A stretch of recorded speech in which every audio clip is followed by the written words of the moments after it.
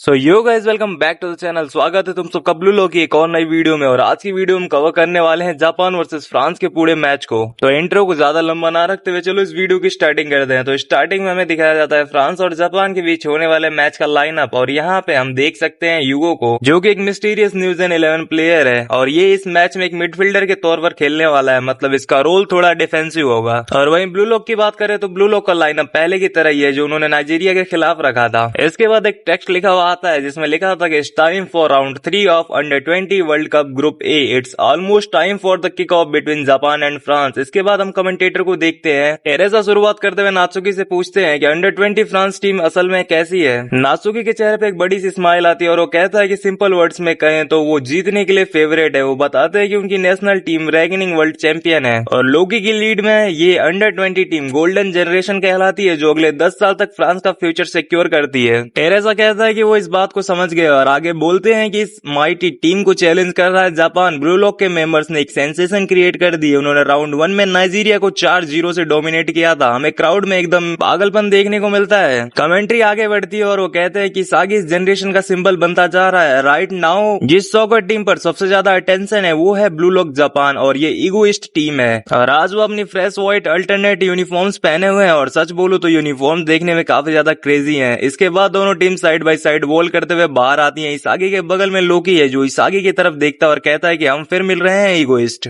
इसागी एक determined face के साथ उसे हेलो बोलता है और उसे वंडर काइंड कह के पुकारता है। फिर हम चार्ल्स को देखते हैं जो इधर उधर देख रहा था पर वो थोड़ा कंफ्यूज्ड है। वो पूछता है कि क्या सीधो आज भी स्टार्ट नहीं कर रहा और जवाब में बाचरा कहता है कि वो अभी बेंच पर बैठा हुआ है। चार्ल्स तब उसे एक अजीब सा फेस बनाकर देखता है और कहता है कि अगर ऐसा है तो वो उन्हें बहुत बुरी तरीके से हराने वाले हैं। खैर इसके बाद हम रिन को देखते हैं जो कि चार्ल्स को कहता है कि अपना मुंह चलाते रहे उल्टी खोपड़ी के।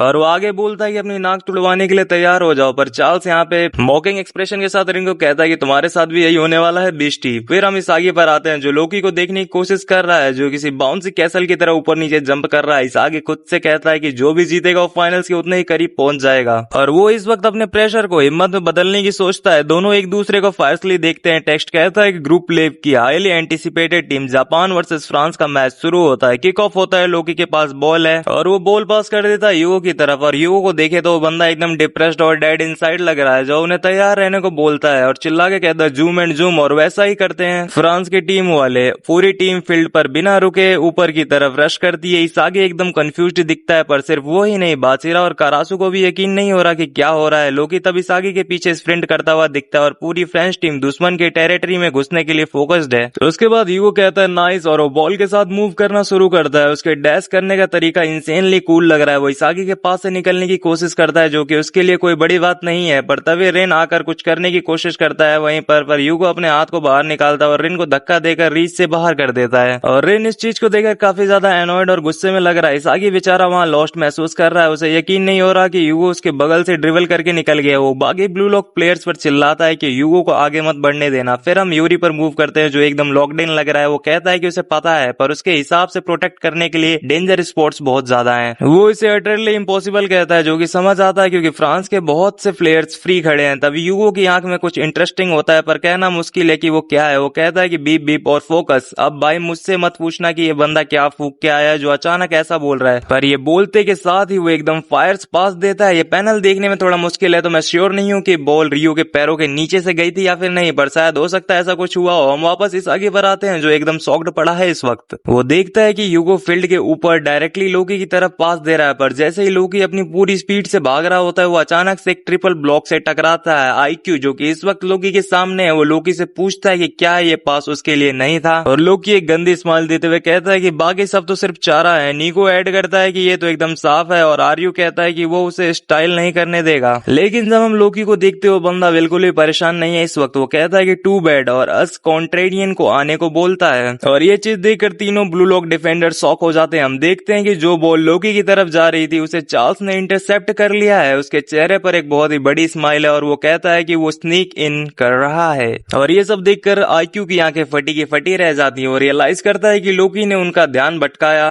और चार्ल्स पीछे से बॉल को लेकर निकल गया। वो कहता है कि वो पिन पॉइंट पास एक गंदे और अनएक्सपेक्टेड ग्रिमलिन शॉट में बदल गया। और भाई ये ऑरा क्या है? ऐसा लग रहा है कि मैं इस चैप्टर की बहुत ज्यादा तारीफ कर रहा हूँ पर ये ग्रिमलिन ऑरा लेजेंड टॉप 3 में होना ही चाहिए। खैर चार्ल्स बॉल को शूट करता है और इसागी उसे देख रहा है जैसे कि कोई कल ना हो। वो सोचता है कि उनका टीम वर्क अनरियल है, उनका पहला अटैक ही उनकी सोच से परे था। ब्लू लॉक का पूरा सिस्टम क्रैश हो गया और उसे फाइनली रियलाइज होता है कि फ्रांस की ट्रू पावर है और वो क्यों फेवरेट्स हैं। और इसी बकचोदी के साथ बॉल बड़ी आराम से गोल के अंदर चली जाती है और हमारा गोट गागा मारू इस बार कुछ कर नहीं पाया बेचारा और फ्रांस का पहला गोल हो गया। हम लोकी को देखते हैं जो कि इसे एक नाइस शॉट कहता है। चार्ल्स हमेशा की तरह ऐसा लग रहा है जैसे हैवी ड्रग्स पर हो, नशेड़ी साला। फिर हम यूओ को देखते हैं जो कि वाइब को थोड़ा खराब कर रहा है और वो कहता है कि इट्स डेस्टिनी। गोल के बाद हम देखते हैं कि क्राउड इस वक्त एकदम पागल हो चुका है। कमेंटेटर इसे declaration of war, rapid fire attack और वन शॉट किल कहता है। इसके बाद हमें यूओ का छोटा सा कैमियो दिखाया जाता है जो कि बेंच पर बैठा और बेचारा आधा मरा हुआ लग रहा है। और आगे कमेंटेटर्स कहते हैं कि ये फ्रांस की तरफ से एक मैग्निफिसेंट शोइंग है, उन्होंने अपने पहले ही अटैक के साथ डोमिनेंस दिखा दिया है और चार्ल्स चेवेलियर ने इनिशिएटिव अपने हाथ में ले लिया है। इसके बाद हम लोकी को थोड़ा और फॉर्म करते हुए देखते हैं। जब वो क्राउड को बस एक थम्स अप देता है वहीं दूसरी तरफ चार्ल्स तुरंत ह्यूगो की तरफ भागता है और सीधा उसकी पीठ पर जंप कर देता है।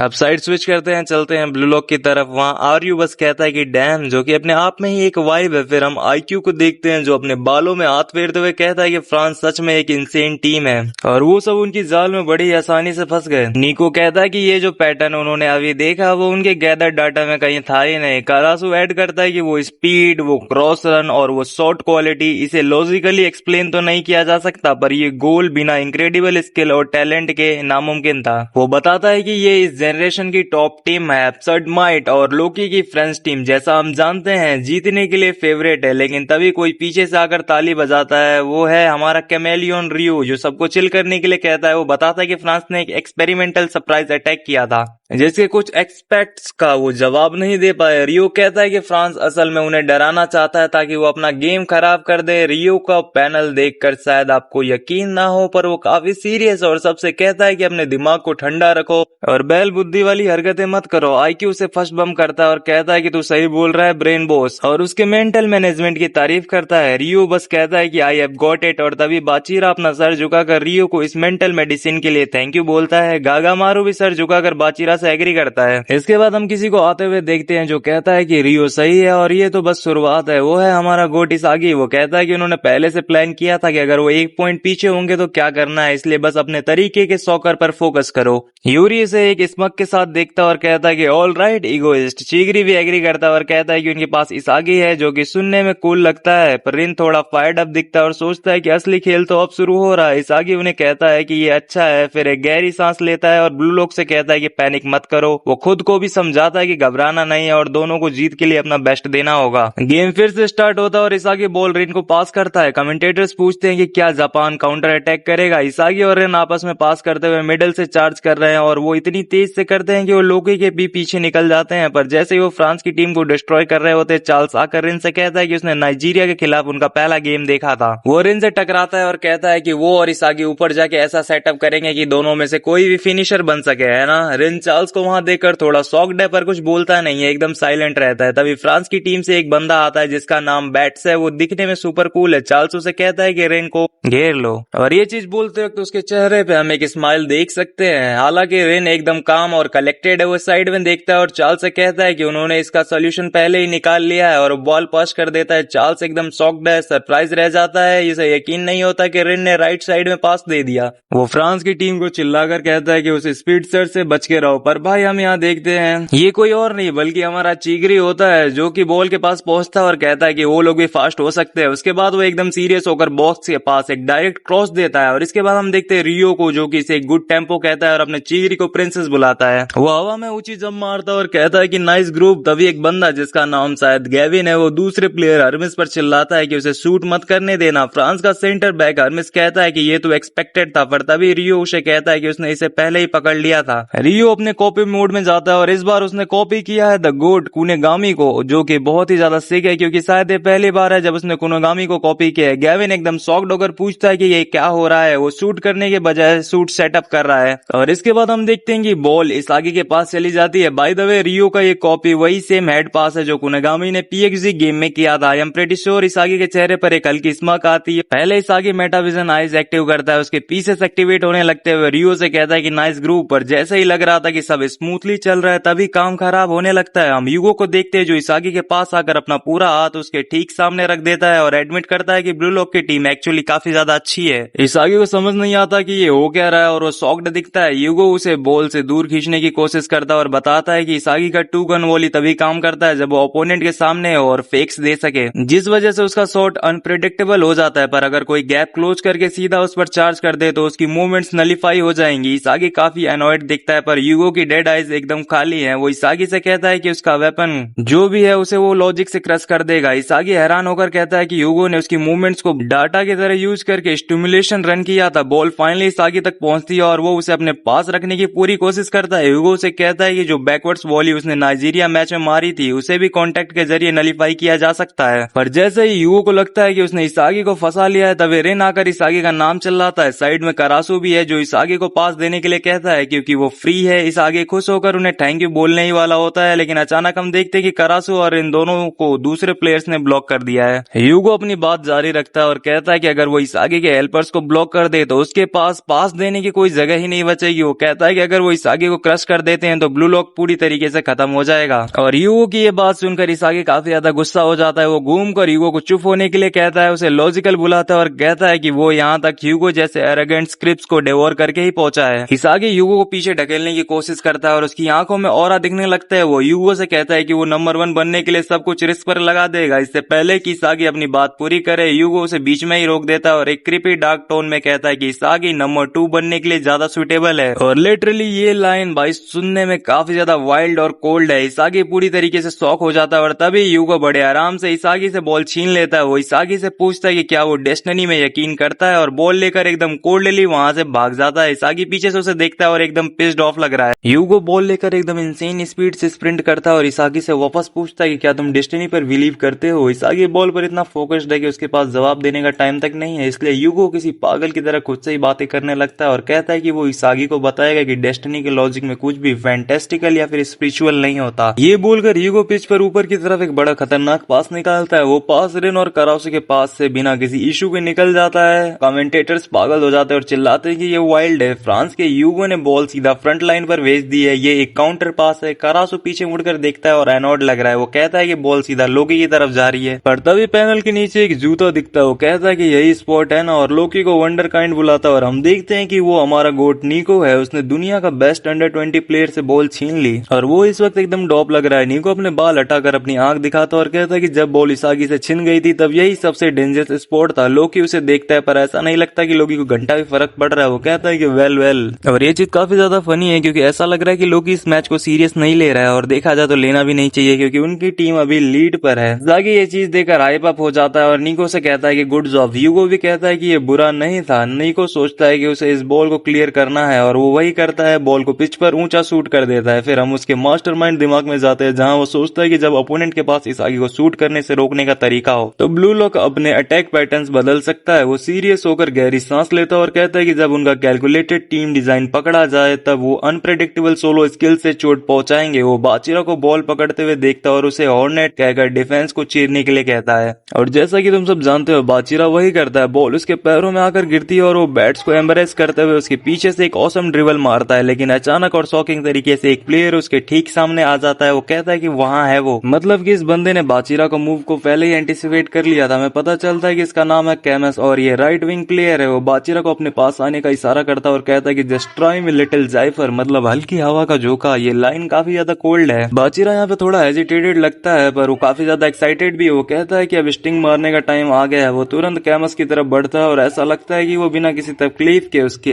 पीछे निकल गया, लेकिन अचानक कैमस अपना हाथ बाचिरा के चेस्ट पर रख देता है जिससे वो वहीं फ्रीज हो जाता है। बाचिरा सच में शॉक्ड दिख रहा है और एक हल्की सांस छोड़ते हुए सोचता है कि कैमस ने उसके ड्रिबल टेम्पो को मैच किया और अपनी पेस बदलकर उसे फॉलो किया। इसका मतलब साफ है कि इस बंदे ने बाचिरा के स्टाइल को पूरी तरह स्टडी किया है ताकि वो उसे स्पेसिफिकली कवर कर सके। बाचिरा अभी भी कैमस के पीछे निकलने की पूरी कोशिश कर रहा है पर वो सच में स्ट्रगल कर रहा है। कैमस उसे कहता है कि वो ज्यादा ही प्रेडिक्टेबल है और उसे फिर से लिटिल जाइफर बुलाता है। बाचिरा के चेहरे पर एक छोटी सी स्मक आती है और वो कैमस से कहता है कि अब चुप हो जा। तभी हम एक फ्यूरियस प्लेयर को उसके पीछे भागते हुए देखते हैं और बाचिरा कहता है कि अगर ऐसा है तो अब चिगरी की बारी है। बाचिरा उसे बॉल पास करता है जिसे कैमस थोड़ा शॉक रह जाता है। चिगरी बिना किसी प्रॉब्लम के बॉल कैच करता है और कहता है कि आई एम ऑन इट। वो एकदम डिटरमाइंड दिख रहा है और कहता है कि वो अपनी स्पीड का यूज करके ब्रेक थ्रू करेगा। पर बट जब वो भाग रहा होता है अचानक कहीं से एक और प्लेयर उसके पास आ जाता है और ये लोकी नहीं है बल्कि कोई और बिल्कुल नया बंदा है जो चीगरी से पूछता है कि क्या तुम श्योर हो। वो चीगरी से कहता है कि ऐसा नहीं होने वाला और वो उसे किसी भी हाल में निकलने नहीं देगा। चीगरी उसे देखकर एकदम दंग रह जाता है और खुद से सवाल करता है कि ये प्लेयर इतना इंसेनली फास्ट कैसे हो सकता है। बाद में हमें पता चलता है कि इस बंदे का नाम है लेडन और ये फ्रांस के लेफ्ट विंग का प्लेयर है। इसके बाद हम अपने पोस्टर बॉय गोट इसागी पर मूव करते हैं जो काफी शॉक्ड लग रहा है। वो कहता है कि ये बंदा इतना फास्ट है कि सोलो स्प्रिंट के दौरान चीगरी को कवर कर रहा है। वो सीरियस होकर कहता है कि ब्लू लॉक के सारे ट्रिक्स को फ्रांस ने लॉजिकली प्रेडिक्ट कर लिया है और उनसे डील कर लिया है। मतलब देखा जाए तो हर एक्सपेक्ट से फ्रांस का पलड़ा इस वक्त ज्यादा भारी है। अब ध्यान देना दोस्तों, गेम अभी भी बीच में ही है और ह्यूगो बड़े आराम से आकर इसागी के पीठ पर थपथपाता है। वो इसागी से कहता है कि डेस्टिनी। इसागी ह्यूगो को ऐसे चिलिंग तरीके से बातें करते देख एकदम शॉक्ड है। ह्यूगो आगे बोलता है कि डेस्टिनी तुम्हारी काबिलियत पर डिपेंड करती है। वो हमेशा की तरह सीरियस होकर कहता है कि तुम्हारा फिजिक, पर्सनैलिटी और टैलेंट ये चीजें तुम्हारी बेसिक एबिलिटीज तय करती हैं उस पल से जब तुम इस दुनिया में पैदा होते हो। वो कहता है कि दूसरे शब्दों में पैदा होते ही लोग इक्वल नहीं होते। और ये बात सुनने में बुरी तो लगती है पर बदकिस्मती से यही बात सच है दुनिया को लेके। लेकिन ह्यूगो की बात अभी खत्म नहीं हुई है। वो आगे कहता है कि हर जीव के लिए जीने का एक सूटेबल तरीका होता है। घोड़े तेज भाग सकते हैं, पक्षी उड़ सकते हैं और क्रिएचर्स को बस नेचर के हिसाब से जीना चाहिए। सिर्फ इंसान ही अननेचुरल है। ह्यूगो एक्सप्लेन करता है कि इंसान उन सपनों के पीछे भागता है जिन्हें वो कभी पा ही नहीं सकता, फालतू के कॉन्फ्लिक्ट्स और डिस्पियर क्रिएट करते हैं और अपने ईगो को रियलिटी के साथ ज्यादा बढ़ा लेते हैं। वो आगे कहता है कि जिस बंदे के पास काबिलियत नहीं है वो कभी भी ऐसे बंदे को नहीं हरा सकता जिसके पास काबिलियत हो। वो इसागी को इंटेंसली देखता है और कहता है इसका मतलब ये नहीं कि सपने मत देखो बल्कि ये है कि अपनी हद से बाहर के सपने मत देखो। वो कहता है कि अगर तुम शेर को उड़ने की कोशिश करते हुए देखोगे तो हर कोई उसे बेवकूफ समझेगा। इससे अच्छा है कि नेचुरली जियो और अगर हर कोई अपनी सुटेबिलिटी के हिसाब से जिए तो दुनिया ज्यादा खुश और एफिशिएंट होगी। इसका मतलब है सेल्यूलर लेवल पर अपनी डेस्टिनी को फॉलो करना। वो इसागी को बताता है कि ये उसकी फिलोसफी है। ये बोलते वक्त वो एकदम मैनिक और इंटेंस दिखता है और इसे सुटेबल डेस्टिनी थ्योरी कहता है। इसागी ह्यूगो की इन बातों से पूरी तरह पक चुका है। वो गुस्से में ह्यूगो की तरफ देखता है और कहता है कि शो व्हाट। उसने अपनी मेटाविजन ऑन कर ली है और वो ह्यूगो से कहता है कि ह्यूगो के हिसाब से इसागी के पास स्ट्राइकर बनने का टैलेंट नहीं है या उसके स्पेक्स उसे एक मिडफील्डर के लिए ज्यादा सुटेबल बनाते हैं। इसागी ह्यूगो को देखता है और उसे सीधा कहता है कि ये मैं पहले से ही जानता हूँ। ह्यूगो उसे देखता है और पूछता है कि तो फिर तुम इतने अनसुटेबली क्यों जी रहे हो। तभी चीगरी बॉल इसागी की तरफ भेजता है। इसागी बॉल लेता है और उसे आगे पास करते हुए ह्यूगो को कहता है कि ब्लू लॉक ने उसे सिखाया है कि तुम अपने ईगो से अपनी डेस्टिनी को रीराइट कर सकते हो। और इस पॉइंट पे ब्लू लॉक किसी फुटबॉल मैच से ज्यादा मोटिवेशनल वीडियो की तरह लग रहा है। और अभी जो इसागी ने पास किया वो भी एकदम कोल्ड था। इसागी के पजल पीसेस हर तरफ उड़ रहे हैं। अब आप सोच रहे होंगे कि बॉल जाती किसके पास है। हम एक ईमो लुकिंग प्लेयर को देखते हैं जो इसागी से कहता है कि वो सब आगे उस पे छोड़ दे। और ये बंदा और कोई नहीं बल्कि हमारा रिन है। रिन बॉल लेता है और एकदम फायर्ड अप होकर कहता है कि वो उन्हें और उनकी डेस्टिनी को लिबरेट कर देगा, मतलब कि मिटा देगा। लोकी तुरंत रिन के सामने डैश करके आता है और स्माइल करते हुए कहता है कि डेस्टिनी इतनी आसानी से चेंज नहीं होती। इसके बाद हम गेम में वापस आते हैं जहाँ रिन का ऑरा उसके चारों तरफ वाइल्ड तरह से फैल रहा है और वो बॉल लेकर भाग रहा है। उसके सामने लोकी है जो अभी स्माइल कर रहा है। मुझे ये बड़ा फनी लगता है क्योंकि ऐसा लगता है लोकी इसे थोड़ा भी सीरियसली नहीं ले रहा है। तभी बॉल अचानक से लोकी के पैरों के नीचे से निकल जाती है। Nutmeg, by the way nutmeg बिल्कुल वैसा ही दिख रहा है जैसा साइन ने रिन के साथ अंडर 20 मैच में किया था और फ्लैशबैक में किया था। और रिन इस वक्त सच में फील्ड में एकदम आग लगा रहा है और मैं चाहता हूँ कि वो स्कोर कर दे पर ये चीज इतनी भी सिंपल नहीं है। लोकी पीछे मुड़कर देखता है, अपना पैर जमीन पर जोर से मारता है और टेक ऑफ लेता है। अगले ही पैनल में वो रिन के एकदम पास पहुंचकर उसे बैटल कर रहा है। उसके चेहरे पर अभी भी वो चीकी ग्रीन है जिससे लग रहा है कि उसके लिए ये किसी किंडरगार्टन फुटबॉल जैसा है। रिन बिल्कुल भी नहीं मुस्कुरा रहा, वो सच में गुस्से में है जो कि बनता भी है, उसे गुस्सा होना चाहिए। लेकिन तभी रिन रुकता है और लोकी के हाथ झटक देता है। दोनों के बीच एक बहुत ही सिक लुकिंग स्टैंड ऑफ होता है जहां उनकी एयर प्रेशर से वेव्स निकलने लगती है। एनीवे लोकी यहाँ थोड़ा लॉस्ट दिख रहा है और वही वो मोमेंट है जब रिन उसके डिफेंस में एक होल देख लेता है। उसे गोल की तरफ एक साफ लाइन दिखाई दे रही होती है इस वक्त और रिन शूटिंग पोजीशन में आके अपने पैर को पीछे खींचता है पर लोकी भी उतनी ही तेजी से लॉग इन करता है। उसकी आंखों से लाइटनिंग निकल रही है। जब वो रेन की तरफ बढ़ता है लोकी किसी तरह रेन को कैचअप करता है और उसकी चेस्ट पर हाथ रखकर उसका सेंटर ऑफ ग्रेविटी थोड़ा अनबैलेंस करने की कोशिश करता है। पर इतने प्रेशर के बाद भी रेन रुकता नहीं और वो शॉट मार ही देता है। शॉट देखने में सच में सुपर लग रहा है पर तभी ह्यूगो बीच में आकर सारा मजा खराब कर देता है। वो हवा में जंप मार के कराटे मूव के साथ बॉल को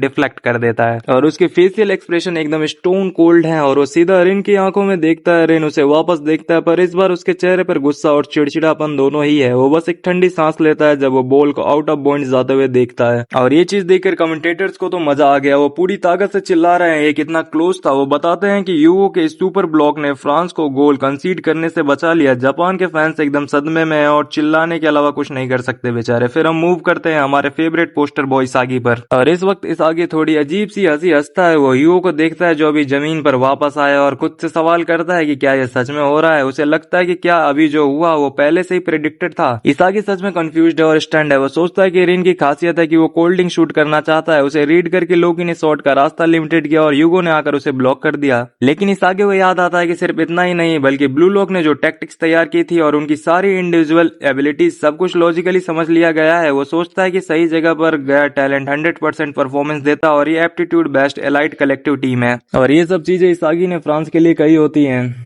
इसके बाद इसागी के चारों तरफ अंधेरा फैलने लगता है और वो अपने ख्यालों में ही डूबने लगता है कि क्या वो सच में फ्रांस से कभी जीत भी पाएंगे। ठीक उसी वक्त जब इसागी अपने सबसे बड़े डिस्पेयर में होता है, यूगो इस कन्वर्सेशन में बिना बुलाए घुस आता है। वो कहता है कि ब्लू लॉक एक्चुअली एक काफी स्ट्रॉन्ग टीम है। वो अपने बालों में हाथ फेरते हुए वही मिस्टीरियस एंड में विलन टाइप बनने की कोशिश करता है। वो कहता है कि अगर तुम जापानीज फुटबॉल के कलेक्टिव कल्चर को हर किसी की इंडिविजुअलिस्टिक फिलोसफी के साथ मिक्स कर दो तो एक ऐसी हाइब्रिड टीम बनता है जो दोनों को बेस्ट निकाल के देता है। यूगो उनके कोच यानी कि ईगो के बारे में बात करता है और कहता है कि वो एक एक्सीलेंट बंदा है जिसने इस एक्सपेरिमेंट को सक्सेसफुल बनाया। पर फिर वो सीरियस हो जाता है और उसकी आंखें एकदम पिच डार्क हो जाती हैं जब वो इसागी से कहता है कि बस यहाँ तक ही था। वो कहता है कि 66% टैलेंट होता है, 33% इन्वायरमेंट और बचा हुआ 1% लक होता है। यूगो के हिसाब से ये वही रेशियोज है जो एक मैच को डिसाइड करते हैं और ब्लू लॉक के केस में वो टीम अब तक सिर्फ इसागी के उस लास्ट 1% लक को खींचने की वजह से मुश्किल से जीत रही है। इसागी ये चीज सुन के एकदम दंग रह जाता है, पर यूगो कहता है कि अगर वो ऐसी सिचुएशन ही ना आने दे जहां वो लक काम कर सके तो ब्लू लॉक को क्रश करने के लिए अल्टीमेट तरीका है। इसागी अनॉयड होकर यूगो से कहता है कि ट्राई करके देख लो और उसे एक बड़ा जर्क बुलाता है, पर इसागी यूगो के ट्रैप में फंस चुका है। यूगो कहता है कि इसागी का ये चिड़चिड़ापन और तुरंत पलटकर जवाब देना इस बात का सबूत है कि यूगो ने सही दुखने वाली रग पर हाथ रखा है। इसागी चिढ़कर चुप हो जाता है। यूगो अपनी उंगली से इशारा करते हुए कहता है कि इन सब के ऊपर तुम्हारी टीम की एक सीरियस इसागी डिपेंडेंसी है। इसके बाद हमें एक सुपर डुपर सा पैनल दिखता है जहां हम देखते हैं कि इसागी को ब्लू लॉक से जंजीरों में बांधा दिखाया गया है। यूगो समझाता है कि जापानीज टीम अभी इसागी के एंडलेस नए आइडियाज के दम पर ग्रो कर रही है, मतलब पैराडॉक्सिकली उसके सोचने और इवॉल्व होने से रुकने पर रोक लग रखी है।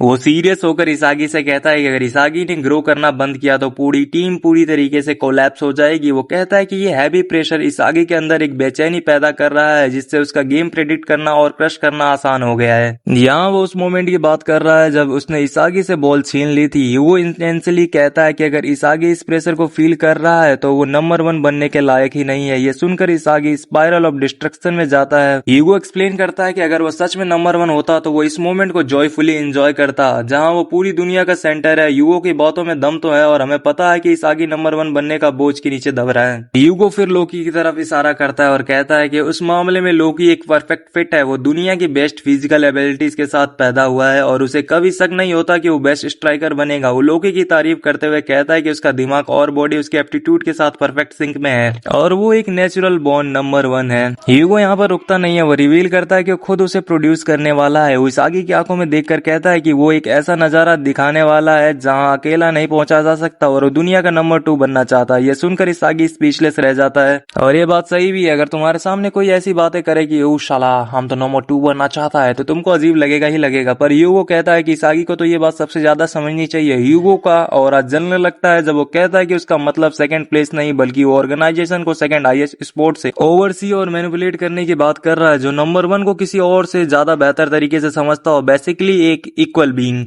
इसके बाद हमें यूगो का एक माइंड ब्लोइंग पैनल दिखता है जहां उसका और रूप फाड़ रहा है। वो एकदम इंसेन लग रहा है जब वो इसागी से कहता है कि आओ और नंबर 2 बनो। ये सुनकर इसागी की दुनिया जैसे फ्रीज सी हो जाती है। उसे यकीन नहीं होता कि उसने अभी क्या सुना। यूगो उसे स्टार्ट करते हुए कहता है कि अगर वो नंबर 2 बनकर अपनी डेस्टिनी जिए तो ब्लू लॉक और स्ट्रॉन्ग बन सकता है, पर अगर वो नंबर 1 बनने का सपना देख रहा है तो ब्लू लॉक यहीं पे डिस्ट्रॉय हो जाएगा। इसी के साथ हम बाचीरा को कॉर्नर किक लेते हुए देखते हैं। मैं इसके लिए बड़ा एक्साइटेड हूँ क्योंकि लगता है बहुत टाइम बाद हम कोई कॉर्नर किक देख रहे हैं। मैं हमेशा चाहता था कि वो ये ज्यादा करे। वहीं लोकी और रिन भी अभी एक दूसरे के पीछे पड़े हैं। करासु एकदम सीरियस है और कुछ बड़ा करने के लिए तैयार है। इसागी यूगो की बातों की वजह से गुस्से में आग बबूला हो रहा है। यूगो फिर से इसागी से कहता है कि अगर वो बेस्ट स्ट्राइकर बनने की कोशिश करता रहा तो ब्लू लॉक यहाँ से खत्म होना शुरू कर देगा, जो कि कहने और सुनने में काफी ज्यादा बड़ी बात है। पर तभी बाचिरा का ऑरा चमकने लगता है और इसागी का मेटाविजन मोड एक्टिवेट हो जाता है। वो अपने दिमाग में यूगो को चुप रहने को बोलता है और कहता है कि अगर तुम्हें लगता है कि तुम हमें आउटविट कर सकते हो तो ट्राई करके देख लो। जब सब प्लेयर्स बॉक्स एरिया में रश कर रहे होते हैं, बाचिरा स्मक करता है। वो कोई सिंपल क्रॉस नहीं करता बल्कि सबको शॉक करते हुए एक साइड पास देता है। चार्ल्स थोड़ा कंफ्यूज हो जाता है कि बाचिरा आखिर कर क्या रहा है। फिर हम फ्रांस के गोलकीपर रेनोर को देखते हैं,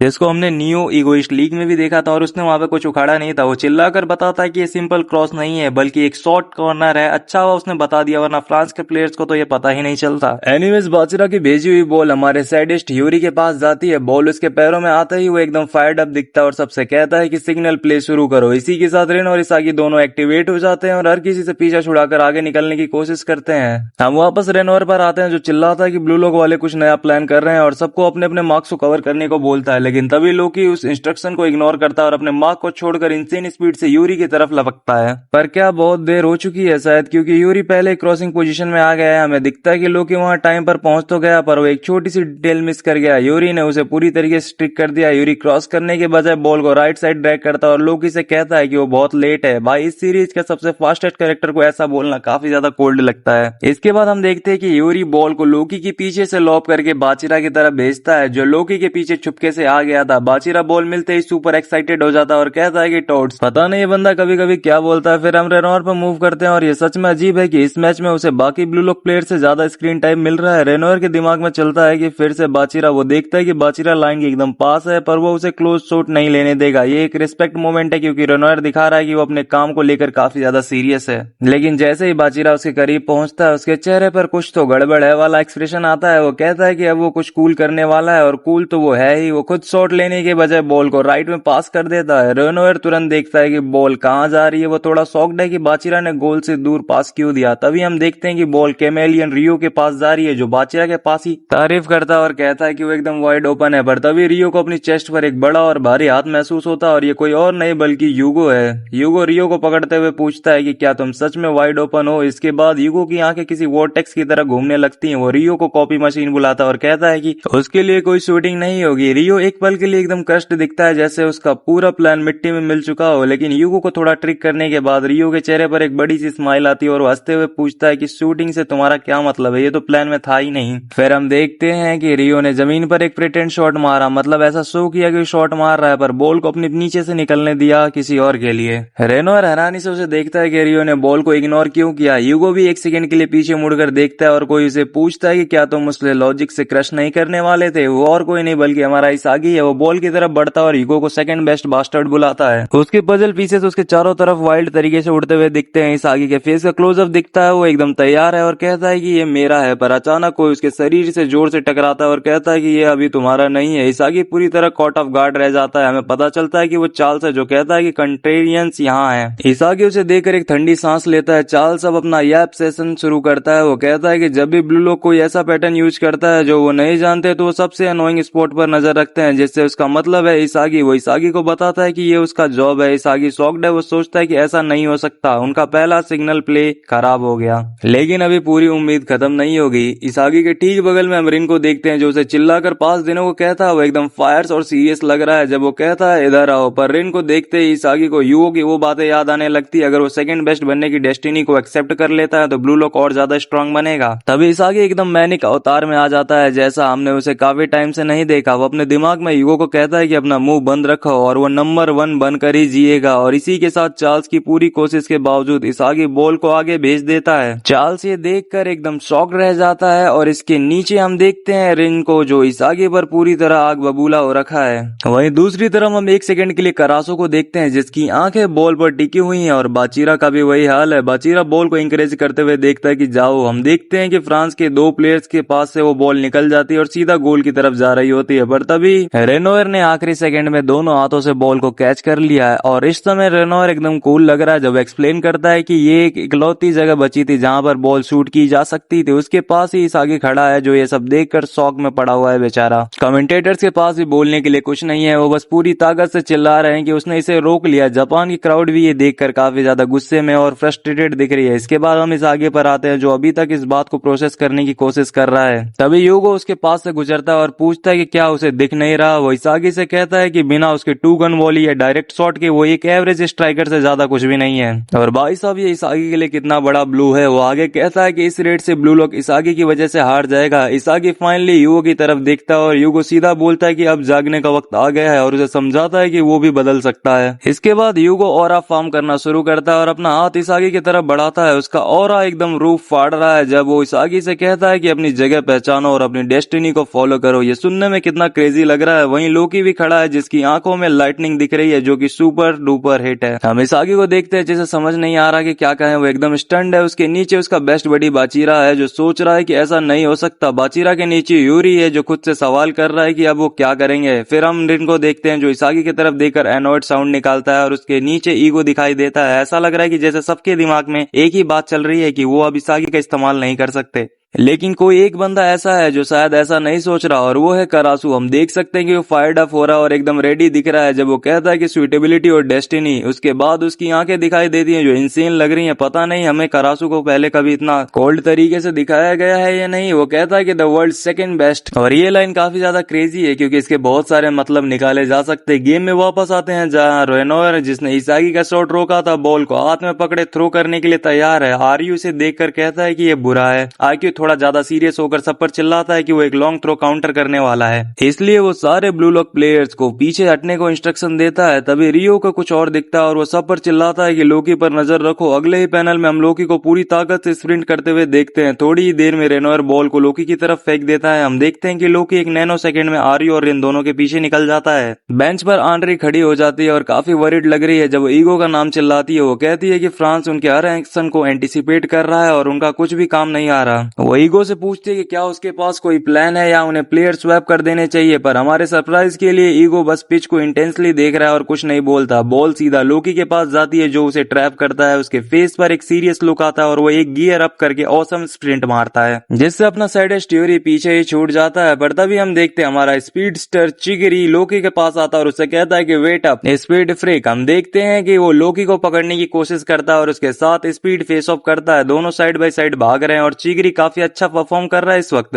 वो मन में ही सोचता है कि वो लोकी को खुला नहीं छोड़ेगा। दोनों की पेस बैटल चलती रहती है पर तभी चिगरी एक क्रूशियल चीज नोटिस करता है। वो देखता है कि लोकी सिर्फ फास्ट ही नहीं है बल्कि वो उसके थ्रू निकलने की कोशिश कर रहा है। फ्रस्ट्रेशन में चिगरी अपने दांत पीसने लगता है। उसे लगता है कि लोकी उसके पास से निकल जाएगा पर तभी कुछ बहुत ही ज्यादा शॉकिंग होता है। करासू आकर लोकी से बॉल छीन लेता है। लोकी एकदम कंफ्यूज्ड दिखता है। दूसरी तरफ चिगरी एकदम खुश हो जाता है और करासू कहता है गुड जॉब। करासू बॉल के साथ तैयार होता है और उसे लाइकवाइज बोलकर प्रिंसेस बुलाता है। इसके बाद हम करासू के आउटस्टैंडिंग दिमाग में जाते हैं जहां वो सोचता है कि चिगरी की रेसिंग की वजह से करासू लोकी के ड्रिबल रिदम को रीड कर पाया और ठीक उससे पहले कट इन करने में कामयाब रहा। वो एकदम फोकस्ड दिख रहा है। एक गहरी सांस लेता और पिच पर आगे देखते हुए सोचता है कि अब उसे क्या करना चाहिए। वो सोचता है कि उसे ये मान लेना चाहिए कि अब वो इसागी पर रिलाई नहीं कर सकते। चार्ल्स बड़ी आंखों से करासू की तरफ देखता और एकदम रेडी दिख रहा है जब वो उसे चैलेंज करते हुए कहता है कम ऑन। के बाद हमें क्विक पैनल दिखते हैं जिसके अंदर यूगो भी उसको ऑब्जर्व कर रहा है। इन सब बातों को दिमाग में रखकर करासू थोड़ा सीरियस और वरीड लग रहा है। वो सोचता है कि अगर ऐसे ही चलता रहा तो फ्रांस उन्हें रीड करके स्लोली क्रश कर देगा। वो जानता है कि वो बस वहां बैठकर इंतजार नहीं कर सकता, उसे खुद एक्शन लेना होगा और वो वही करता है। वो आगे की तरफ भागना शुरू करता है और भाई उसके चारों तरफ का ऑरा बहुत ही ज्यादा इंसेन है। एनीवेज अब हम मूव करते हैं इसागी की तरफ। इसागी योग इन बातों के बारे में सोचता है जहां उसने अपनी जगह पहचानने और डेस्टिनी को ओबे करने को कहा था। इसागी मन ही मन यूगो को गालियां देता है क्योंकि उसकी बातों की वजह से उसे एक कड़वा सच रियलाइज हो गया था कि उसकी एबिलिटीज पहले जितनी इफेक्टिव नहीं रही हैं। हम देखते हैं कि वो और भी ज्यादा फ्यूरियस होता जा रहा है। उसके पजल पीसेस हवा में गायब हो रहे हैं जब वो यूगो की सेकंड बेस्ट बनकर जीने वाली बात को सोचता है। इसागी एक पल के लिए रुकता है और पिच पर चारों तरफ देखता है। वो सोचता है कि अगर वो खुद गोल मारने की चिंता छोड़ दे और टीम को जिताने पर फोकस करे तो शायद वो इवॉल्व हो सकते हैं। वो ईगो की तरफ देखता है और एडमिट करता है कि शायद फ्रांस को हराने का यही बेस्ट तरीका है, पर फिर वो थोड़ा और गहरा सोचता है और सवाल करता है कि क्या सच में ब्लू लॉक का तरीका होगा। हमें पता है कि ब्लू लॉक ऐसा नहीं है। यही सोचकर वो पिच पर भागना शुरू करता है और करासू पर चिल्लाता है कि मैं यहाँ फ्री हूँ। इसागी के दिमाग में चल रहा है कि वो दुनिया का बेस्ट स्ट्राइकर बनकर रहेगा और उसका ईगो कभी कमजोर नहीं पड़ेगा। वो एकदम फायर्ड अप दिख रहा है और एक बर्निंग डिजायर के साथ करासू से कहता है कि वो इसे सच कर दिखाएगा। करासू उसे देखता है पर सिर्फ डम्बैस बुलाता है, जो कि काफी ज्यादा फनी है। आगे हम देखते ही करासू से बोलता है कि बिना सोचे समझे किया गया काम इस फ्रांस टीम के खिलाफ नहीं चलेगा। वो इसागी को अपने पास आते देखता है और सोचता है कि अगर वो इसागी पर रिलाई करते रहे तो ब्लू लॉक यहीं पर खत्म हो जाएगा। इसी सोच के साथ करासू अपनी आंखों का यूज करता है और चारों तरफ देखता है। वो खुद से कहता है कि उसे कुछ नया सोचना होगा और उन्हें बदलना होगा। इसके बाद मैं मजाक नहीं कर रहा, हमें पूरी मांगा के टॉप 5 पैनल्स में से एक दिखता है। हम करासू को पूरी तरह डेवोर करते हुए देखते हैं। वो एक असली क्रो जैसा लग रहा है जिसके पास अभी विंग्स भी हैं। और करासू जब ये ऑरा फॉर्म कर रहा होता है तो इस वक्त वो सिर्फ कूल ही नहीं दिख रहा बल्कि सोच भी रहा है कि वो ब्लू लॉक के लिए बदल जाएगा और ये चीज काफी ज्यादा क्रेजी है।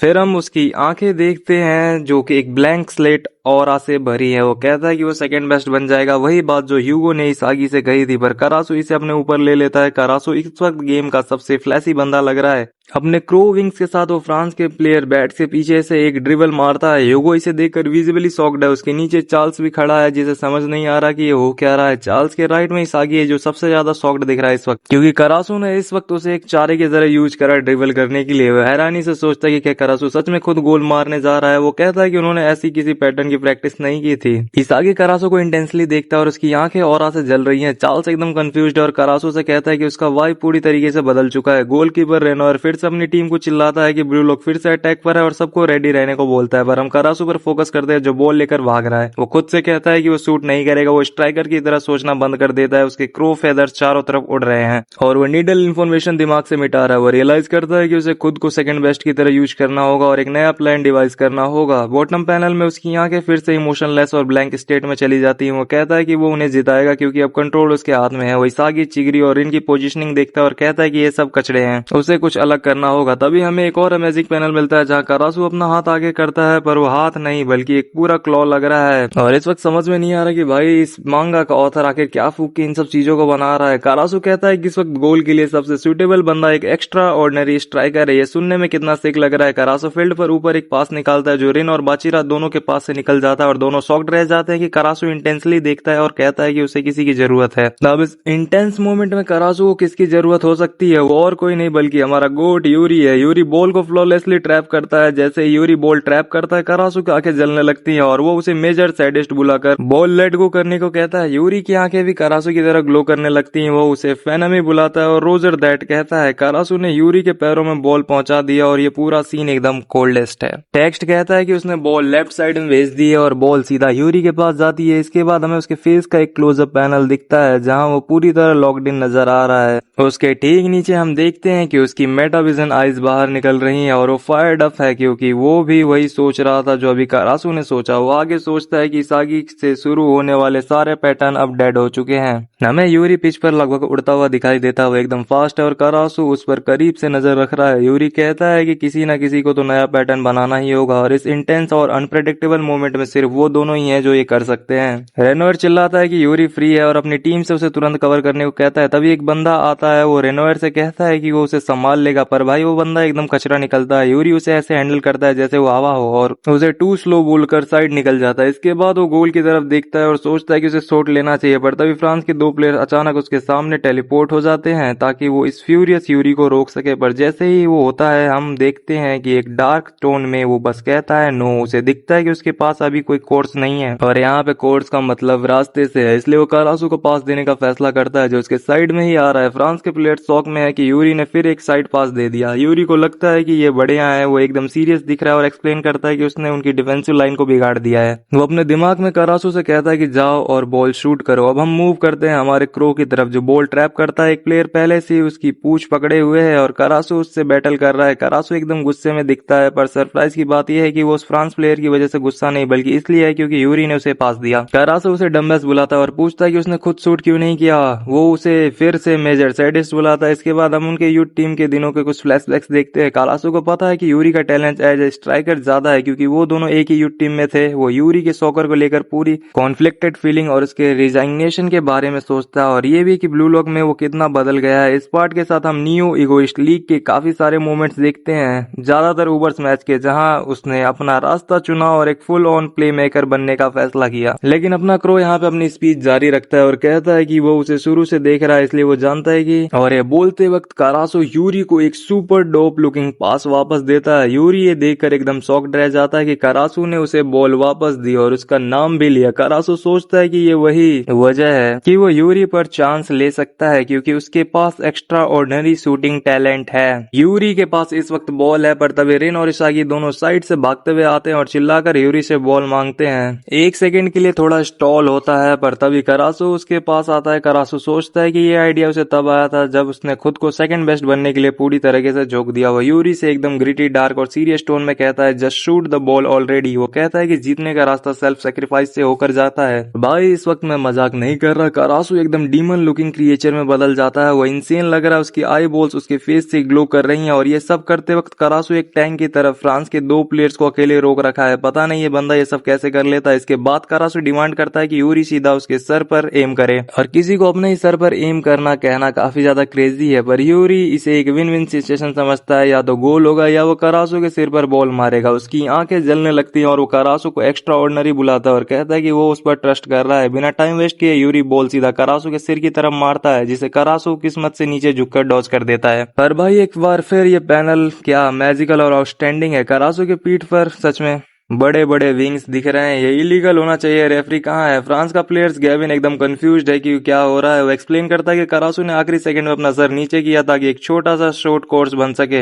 इसके बाद हम क्रेजी बॉय चार्ल्स पर मूव करते हैं, जो पूरी तरीके से ऑफ गार्ड है। वो पूछता है कि किस चूतिया ने कहा था कि ये लोग इसागी के बिना गोल नहीं मार सकते। शायद फ्रांस का पूरा गेम प्लान इसागी को शट डाउन करके जीतना ही था, पर ब्लू लॉक सिर्फ इसागी तक लिमिटेड नहीं है। गोलकीपर रेनोयर गोल बचाने की पूरी कोशिश करता है, पर लगता है कि उसका बिगनर्स लक खत्म हो गया है। वो बॉल नहीं रोक पाता और बॉल सीधा नेट के पीछे जा गिरती है, इतनी ताकत से कि नेट में होल बनने ही वाला था। स्पेक्टेटर पागल हो चुके हैं और कमेंटेटर्स बार बार गोल चिल्लाए जा रहा है। यूरी और कारासो एक दूसरे के साथ सेलिब्रेट करते हैं। यूरी बहुत ज्यादा खुश दिख रहा है, पर अपना कारासो अभी भी अपना वो नॉन चैलेंट और मेंटेन करने की कोशिश कर रहा है, पर वो अपने आर्म से एक असली क्रो की तरह खोल कर खड़ा है, जो कि कूल है। कमेंटेटर्स बताते हैं कि स्ट्रिक शॉट की वजह से ब्लू लॉक ने इसको टाई कर दिया है। चिगरी और बाचिरा भी इस चीज से बहुत ज्यादा खुश है और तुरंत उनके पास पहुंचते हैं। इसागी ये सब हैरानी से देख रहा है और जोर जोर से सांसें लेते हुए कहता है कि ऑल राइट। वो सोचता है कि उन्होंने कैचअप कर लिया और अब उनके पास जीतने का मौका है, पर अचानक उसकी आंखों में कंफ्यूजन और शॉक दिखता है। वो सबको सेलिब्रेट करते देखता है और सोचता है कि कारासो ने अभी क्या किया। ऐसा लग रहा था जैसे उसने खुद गोल मारने की उम्मीद पूरी तरीके से छोड़ दी हो। इसागी के आईज का क्लोजअप दिखता है और वो सवाल करता है कि क्या ये सच में है, क्या ये ब्लू लॉक के उसूलों के खिलाफ नहीं है, और उसकी बातों में दम तो है।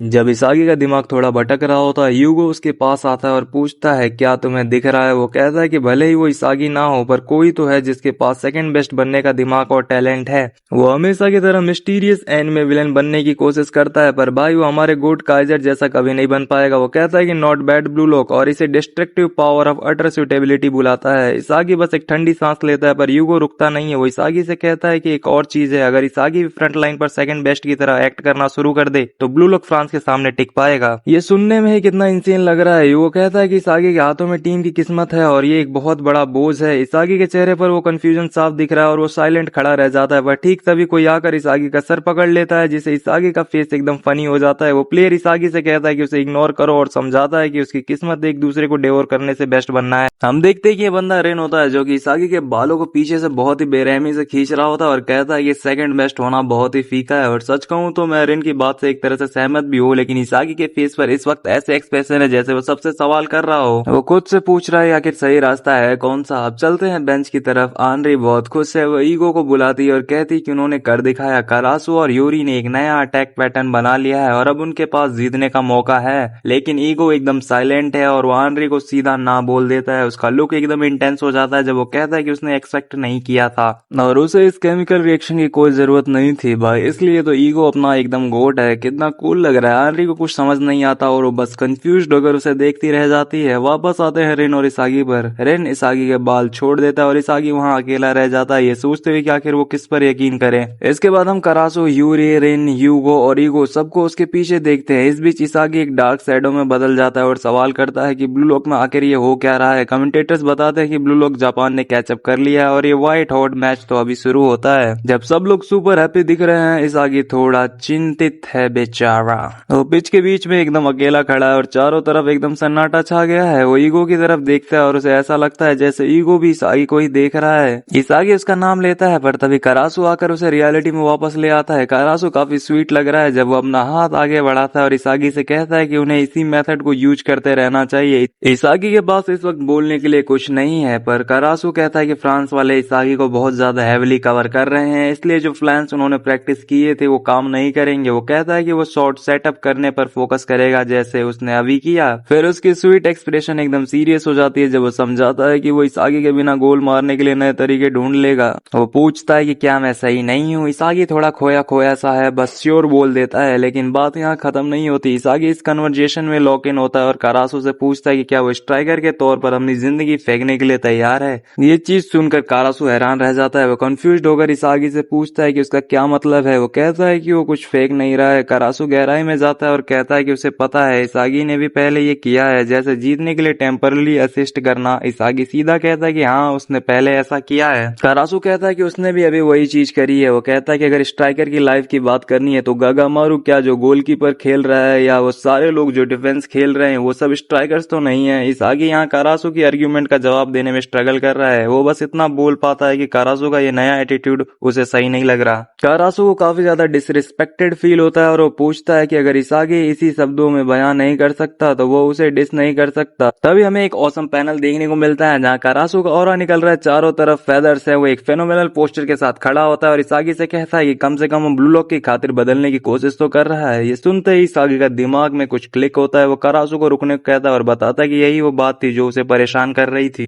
इसागी एक्सप्लेन करता है कि करासु ने कहा वो ब्लू लॉक की खातिर ये कर रहा है। वो कहता है कि स्ट्राइकर्स के लिए खुद के लिए सॉकर खेलने के अलावा और कुछ नहीं होना चाहिए, ये इगोइस्ट का तरीका नहीं है। बॉटम पैनल में हमें करासु की आंख दिखती है, वो बहुत ज्यादा एनॉयड लग रहा है। यूरी, बाचिरा और चिगरी भी ये सुनकर हैरान है और शायद उनकी बातें सुन रहे हैं। इसागी अपनी स्पीच जारी रखता है और कहता है कि सबका एम वर्ल्ड का बेस्ट स्ट्राइकर बनना है, पर करासु ने युगो के बातों में आकर उसकी फिलोसफी को सुनकर अपना मन भटका लिया है। इसागी अपने चेस्ट पर हाथ रखता है और एकदम डोप लग रहा है जब वो कहता है कि करासु टीम की विक्ट्री को सेकंड बेस्ट बनकर प्रायोरिटी दे रहा है और ये ब्लू लॉक का तरीका नहीं है। ये पूरी स्पीच करासु को एकदम गुस्सा दिला देती है और उसके चारों तरफ अंधेरा छा जाता है। वो इसागी से कहता है कि तो फिर जाओ और गोल मारो और इसागी को ट्रेस बुलाता है। साइड तो नहीं लेना चाहता पर ये थोड़ा अननेसेसरी था। इसागी भी कॉट ऑफ गार्ड है और उसे समझ नहीं आता करासु क्या कहना चाहता है। करासु अब एक डीप स्पीच देता है। वो कहता है क्योंकि इसागी स्ट्राइकर के तौर पर इफेक्टिव नहीं है इसलिए वो ओपोनेंट के ओपिनियन के हिसाब से खुद को बदल रहा है। वो पूछता है कि क्या ये ब्लू लॉक का तरीका होगा कि वो फ्रांस से सिर्फ इसागी की खातिर अपनी गांड तुड़वा ले। करासु की आंखों में एक इंसेन डिटर्मिनेशन दिखती है जब वो इसागी की आंखों में देखकर कहता है कि उन्हें ऐसा लग रहा है कि जो बंदा नंबर 1 बनने की एक्टिंग करके ब्लू लॉक को बर्बाद कर रहा है वो खुद इसागी है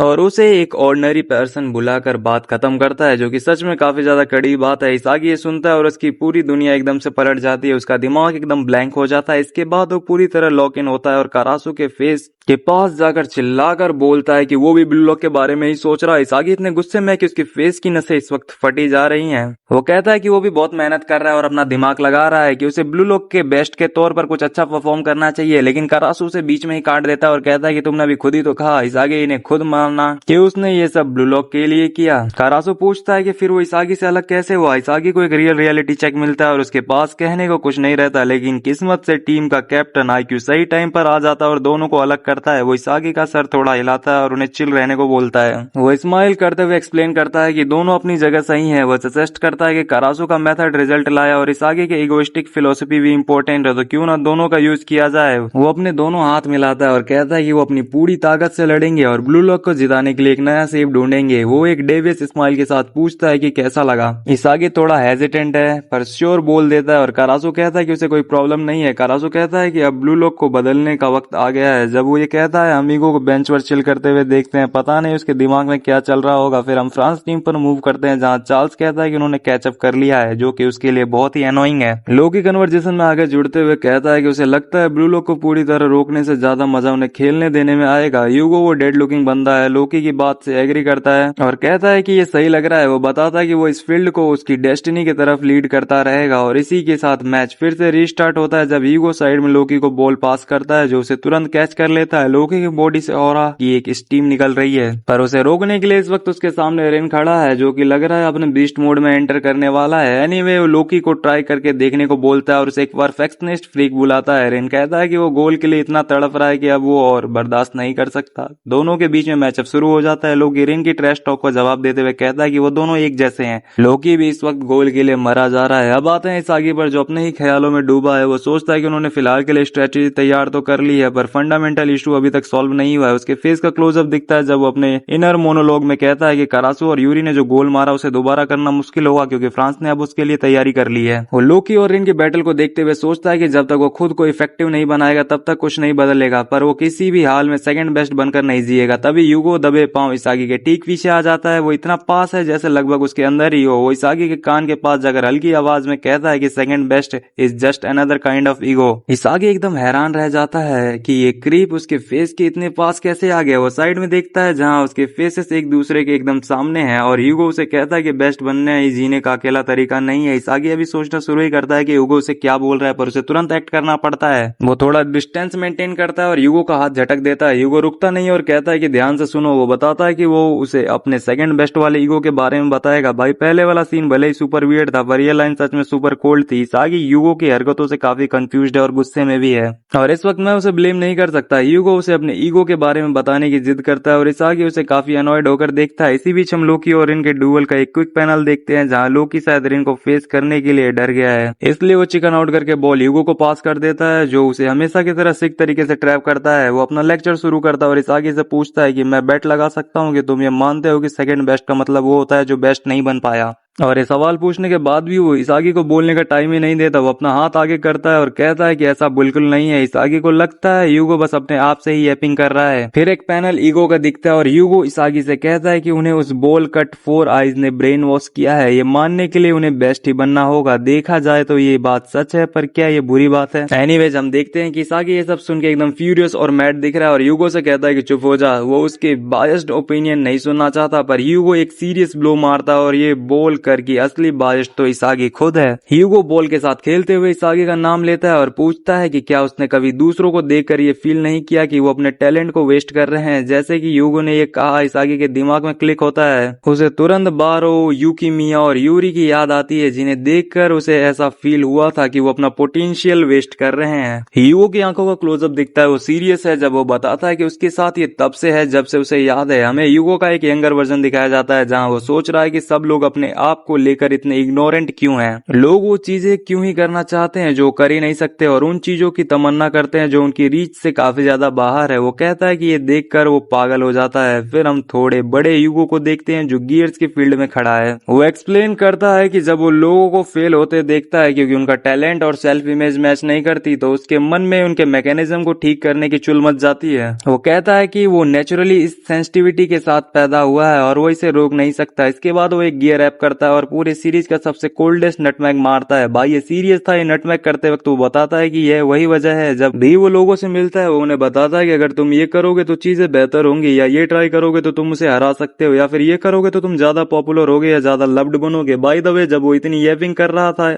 उसने इसागी के नीचे से एक नटमैग पास मारा था। वो एक्चुअली चार्ल्स को एक पास था। इसागी हर बार पहले से ज्यादा गुस्से में दिख रहा है। ऐसा लग रहा है वो ह्यूगो के टुकड़े टुकड़े कर देगा। वो ह्यूगो को एक क्रीपी और सेल्फ सेंटर मेडलिंग जर्क बुलाता है। दोनों की आंखें मिलती हैं और ह्यूगो कहता है कि इसागी बिल्कुल सही है। वो बस वही कर रहा है जो वो करना चाहता है, इसलिए उसे फर्क नहीं पड़ता अगर इसागी उससे नफरत भी करे। वो ये सब किसी एहसान या दुश्मनी में आकर नहीं कर रहा। वो कहता है कि जब उसके आइडियाज की वजह से कोई ज्यादा सुइटेबली जीने लगता है तो दुनिया सही तरह से घूमने लगती है। तभी चार्ल्स वापस बॉल ह्यूगो को पास कर देता है। ह्यूगो हवा में जंप करके बॉल को अपने चेस्ट से इंस्टेंटली ट्रैप करता है। उसके चारों तरफ अंधेरा छा जाता है और वो सीरियस होकर कहता है कि जब लोग उससे मिलते हैं तो उनकी किस्मत बदल जाती है। और ऐसे लोगों को प्रोड्यूस करना बहुत ही ज्यादा फैसिनेटिंग है। सच कहूँ तो मुझे यूगो की बातें थोड़ी थोड़ी समझ में आ रही हैं। इस आगे यूगो को देखता है और उसे एक बहुत बड़ा रियलाइजेशन होता है। वो सोचता है कि यूगो एक्चुअली काफी हद तक उसके जैसा ही है। इस आगे को और अपनी ओनाजी की बात याद आती है और उसे लगता है कि उसने नाइजीरिया वाले मैच में ओनाजी से सेम वही बातें कही थी जिस वजह से उसकी डेस्टिनी चेंज हो गई थी।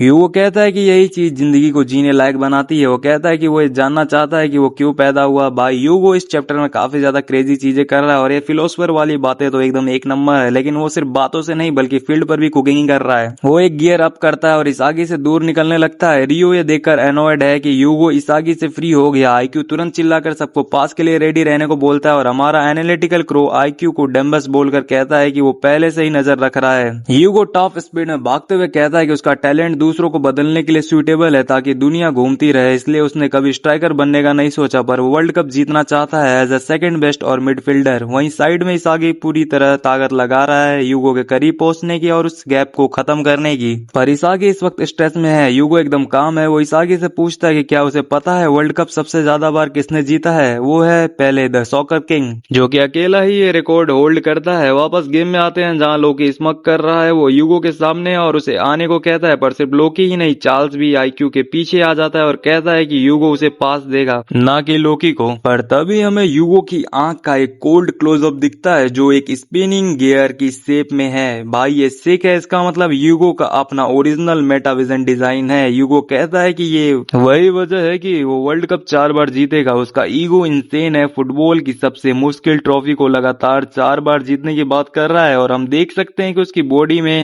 उसके ईगो को मैच करने की एबिलिटी है। उसके चारों तरफ घूमते हुए गियर्स निकलने लगते हैं जब वो पूरी तरह लॉक इन करता है। इसागी बस उसे पूरी हैरानी से देखता ही रह जाता है। वहीं दूसरी तरफ ह्यूगो कोई पास नहीं बल्कि सीधा गोल की तरफ एक शॉट फायर करता है। वो कहता है कि वो ह्यूमैनिटी के लेजेंड्स में से एक बनकर रहेगा। ह्यूगो का वो शॉट चार्ल्स और लोकी दोनों के पास से निकल जाता है और आईक्यू और कारासु कुछ भी नहीं कर पाते। कारासु हैरानी में पीछे मुड़कर देखता है और सोचता है कि उसके टीममेट्स ने जो पास के रास्ते बनाए थे वो सब सिर्फ धोखा थे। हम गागामारू को देखते हैं जो बॉल की तरफ जंप मारता है, पर वो खुद भी सरप्राइज है कि शॉट ह्यूगो ने लिया है। एक बार फिर इस आगे का क्लोजअप पैनल दिखता है। वो एकदम दंग रह गया है। वो सोचता है कि ह्यूगो का सपना बहुत बड़ा है और ये सिर्फ बेस्ट या सेकंड बेस्ट बनने के बारे में नहीं है। अफसोस बॉल गागामारू के पास से निकलकर सीधा नेट के पीछे चली जाती है। इससे फ्रांस को मैच का दूसरा गोल मिल जाता है और वो लीड ले लेते हैं। स्पेक्टेटर तो खुशी के मारे पागल होकर चिल्ला रहे हैं। इस आगे भी अभी जोर जोर से सांसें ले रहा है और सोचता है कि ह्यूगो का सपना उससे भी ज्यादा बड़ा है। वो ह्यूगो को देखता है और रियलाइज करता है कि ह्यूगो उससे ज्यादा शार्प है। उसका ईगो तो इस आगे के ईगो से भी काफी ज्यादा बड़ा है। और भाई साहब देखा जाए तो ये लास्ट बात ने मुझे सबसे ज्यादा शॉक किया। हमें कोई ऐसा मिल गया जो ईगो के मामले में इस आगे को पीछे छोड़ दे। ये एकदम इंसेन है। इसके बाद रेफरी अपनी विसल बजाता है और फर्स्ट हाफ खत्म हो जाता है।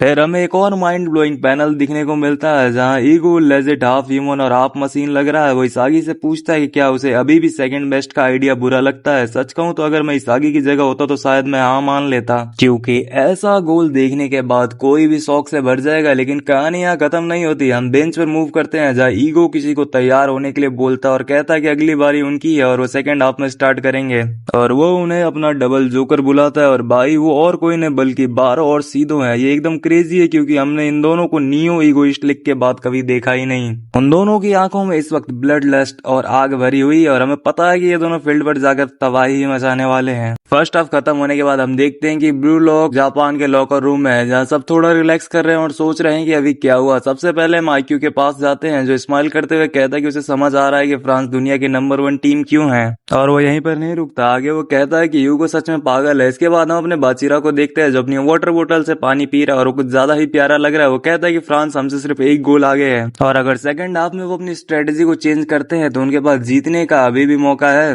रियो कन्वर्सेशन ज्वाइन करता है और उन सबसे पूछता है कि आखिर हमें करने वाले कैसे हैं। रियो कहता है कि उनके सारे अटैकिंग पैटर्न जो इसागी से शुरू होते थे वो पूरी तरीके से खत्म हो चुके हैं। बाचीरा उसकी तरफ देखता है और कहता है कि फिर भी उन्होंने ये टीम इसागी के ही चारों तरफ बनाई है। रियो तुरंत काउंटर करता है कि यही वजह है जिसकी वजह से हम फेल हो रहे हैं, मगर बाचीरा भी इसागी का एक डाई हार्ड फैन है। वो रियो से कहता है कि वो अभी भी इसे काम पर लगा सकते हैं। रियो ये बात सुन के थोड़ा एनॉयड हो जाता है और बाचीरा को कहता है कि इस रफ्तार से तो वो बस अपनी धूल चटवाएंगे और हार जाएंगे। जब ये सब बातें चल रही होती है हम इसागी को शांति से ये सब सब देखते हुए स्पॉट करते हैं। तभी करासु बोलता है और सबको चिल करने को कहता है। वो समझाता है कि वो नए पैटर्न्स बना सकते हैं जैसे यूरी का गोल था। फिर हमें उसका फेस का क्लोजअप मिलता है जहां वो कहता है कि वो इसागी की जगह इस टीम का सेकंड बेस्ट बनेगा और उन्हें इस नई स्ट्रेटेजी के साथ आगे बढ़ना चाहिए। और देखो, मुझे करासु पसंद है पर इसागी को सेंटर से हटाने की कोशिश करना मतलब भाई कुछ ज्यादा नहीं होगा, कंट्रोल कर मेरे भाई। खैर तभी ईगो एंट्री मारता है और करासु को कहता है कि देख के बोलो। करासु कंफ्यूज हो जाता है। ईगो उससे पूछता है कि क्या वो ब्लू लॉक को मारना चाहता है। ईगो की नजर एकदम डेडली हो जाती है जिसे देखकर करासु इसागी दोनों दंग रह जाते हैं। ईगो आनरी के साथ चलते हुए बताता है कि वो करासु के क्विक विटेड प्ले की तारीफ करता है पर प्रॉब्लम उसकी माइंडसेट में है। वो कहता है कि फर्स्ट हाफ के बीच में ऐसा लगा जैसे करासु ने अपना गोल सेक्रीफाइस कर दिया और करासु बेचारे को समझ में नहीं आता कि आखिर वो बोले क्या। फिर वो कहता है कि उसने सोचा ये टीम के लिए बेस्ट है। ये सुनकर ईगो थोड़ा गुस्सा हो जाता है और कहता है कि क्या उसने पहले नहीं बताया था कि जो टीम के लिए खेलते हैं वो वर्थलेस होते हैं। करासु बेचारा कुछ बोल नहीं पाता और ईगो अपनी बातें चालू रखता है। ईगो कहता है कि अगर हर सॉकर प्लेयर सिर्फ अपनी सुटेबिलिटी के हिसाब से खेलेगा तो एंड में ये सिर्फ फिजिकल एबिलिटीज और टैक्टिक्स का मुकाबला बनकर रह जाएगा। और ईगो की बकचोदी यहीं पे नहीं रुकती। वो कहता है कि फ्रांस एक मल्टी एथनिक कंट्री है जहाँ वेराइटी ऑफ टैलेंट्स मिलते हैं, इसलिए वहाँ हर पोजीशन के लिए परफेक्ट टैलेंट मिलना काफी ज्यादा आसान है। ईगो पूछता है कि अगर फ्रांस ऐसी हैंडपिक टीम बनाए तो क्या जापान के पास जीतने का चांस है अगर वो भी पुराना तरीका अपनाए। आगे वो खुद ही जवाब दे देता है कि नहीं। वो समझाता है कि लोगों को उनकी औकात में रहने को कहना उन्हें कंट्रोल करने का एक तरीका है। फिर हम ईगो की मैनिक आंखें देखते हैं जब वो कहता है कि वो लोग कमजोर हैं और अगर वो सुटेबिलिटी के हिसाब से जिए तो कभी दुनिया नहीं बदल पाएंगे। इसी वजह से उसने सबको स्ट्राइकर बनने को कहा था। सुटेबिलिटी से ऊपर उठना ही ब्लू लॉक का दिल है। वो अपने सर पर उंगली रखकर कहता है कि इमेजिन करो तुम 100 बार जीत सकते हो तो उनमें से कितनी बार तुम वर्ल्ड के बेस्ट स्ट्राइकर बन पाओगे। वो कहता है कि शायद 100 में से सिर्फ एक बार ऐसा हो पाए। फिर वो स्कैरी लुक के साथ कहता है कि ईगोइस्ट उसी एक चांस के लिए जीता है जो शायद कभी होता ही नहीं अगर वो अपनी लिमिट में रहता। हम इसागी को देखते हैं जो थोड़ा फायर अप हो चुका है और उसका ऑरा बाहर आ रहा है पर करासो फिर बोलता है कि वो इस बात से इनकार नहीं कर सकते कि उनका करंट अप्रोच काम नहीं कर रहा। ईगो अपना आईपैड उठाता है और कहता है कि करासो सही है, अगर कुछ नया चाहिए तो पुरानी चीजों को छोड़ना पड़ेगा। वो कहता है कि वो इसागी सेंटर स्ट्रेटेजी को ड्रॉप कर रहे हैं और सेकेंड हाफ के लिए एक बेहतरीन सी फॉर्मेशन दिखाता है। इसागे, रिन, यूरी और करासो सब उम्मीद से ईगो की तरफ देखते हैं लेकिन हमें तुरंत कुछ पता नहीं चलता और हम सीधा फ्रांस के लॉकर रूम में जाते हैं। वहां उनका कोच रोडन कहता है कि वो सबसे स्ट्रॉन्ग जनरेशन है, god's once in a century.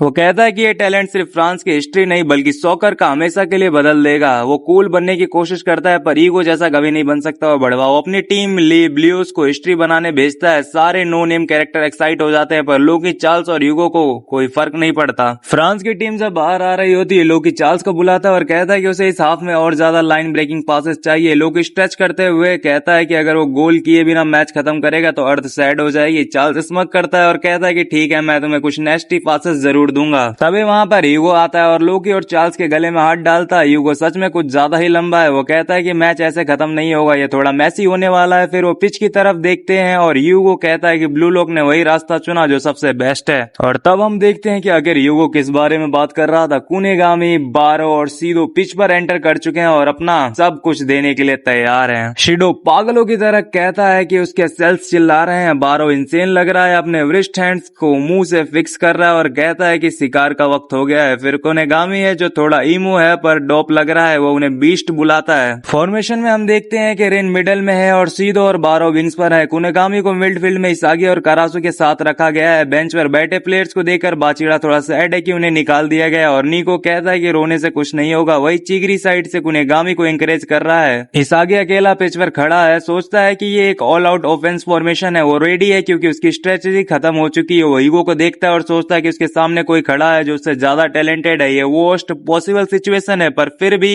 इसागी excited feel करता है और वो खुद से ही कहता है कि उसे यूगो को सरपास करना है। और इस वक्त दोनों की आंखें एकदम फायर अप हो चुकी है और कमेंटेटर चिल्लाता है कि second half kick off. Commentators इस वक्त कुछ ज्यादा ही खुश है गेम के वापस शुरू होने पर। एक कमेंटेटर चिल्लाता है कि गो और दूसरा समझाता है कि जापान वर्सेस फ्रांस की नॉन स्टॉप इंटेंसिटी अब सेकंड हाफ में एंटर कर चुकी है। बिल्कुल भी सरप्राइज की बात नहीं है, गेम फुल एक्शन में वापस स्टार्ट होता है। फ्रांस एक गोल से लीड कर रहा है और बॉल है ब्लू लॉक के पास। इसागी बॉल को अपने लेफ्ट में शूट करता है करासु की तरफ। करासु के पास बॉल आती है पर वो एक सेकंड में उसे होल्ड नहीं करता और तुरंत एक सुपर कूल सा पास निकालता है। अब उसके नीचे हम देखते हैं कि पास सीधो के पास जा रहा है और सीधो एक म्यूजिक नोट इमोजी निकालता है। सीधो एक डिफेंडर को होल्ड करके रखता है और जैसे ही बॉल मिलती है करासु की तरह वो भी तुरंत पास कर देता है। इस बार सीधो का पास फुल फोर्स में रियो के पास जा रहा है। अब तुम्हें गेस कर लिया होगा, रियो भी बॉल ज्यादा देर अपने पास नहीं रखता है और एक सुपर स्ट्रेट पास देता है करासू को। करासू के आसपास इस वक्त दो प्लेयर है जो उसे किसी चिड़िया की तरह गार्ड कर रहे हैं, पर भाई वो करासू है वो लॉक इन करता है, अपने फेदर ऑरा निकालता है और उन प्लेयर्स के बीच से डैश मार के निकल जाता है। उन्हें पीछे छोड़ते ही करासू अपना मेटाविजन आइज निकालता है और कहता है कि साथ में वो स्ट्राइक बैक करेंगे।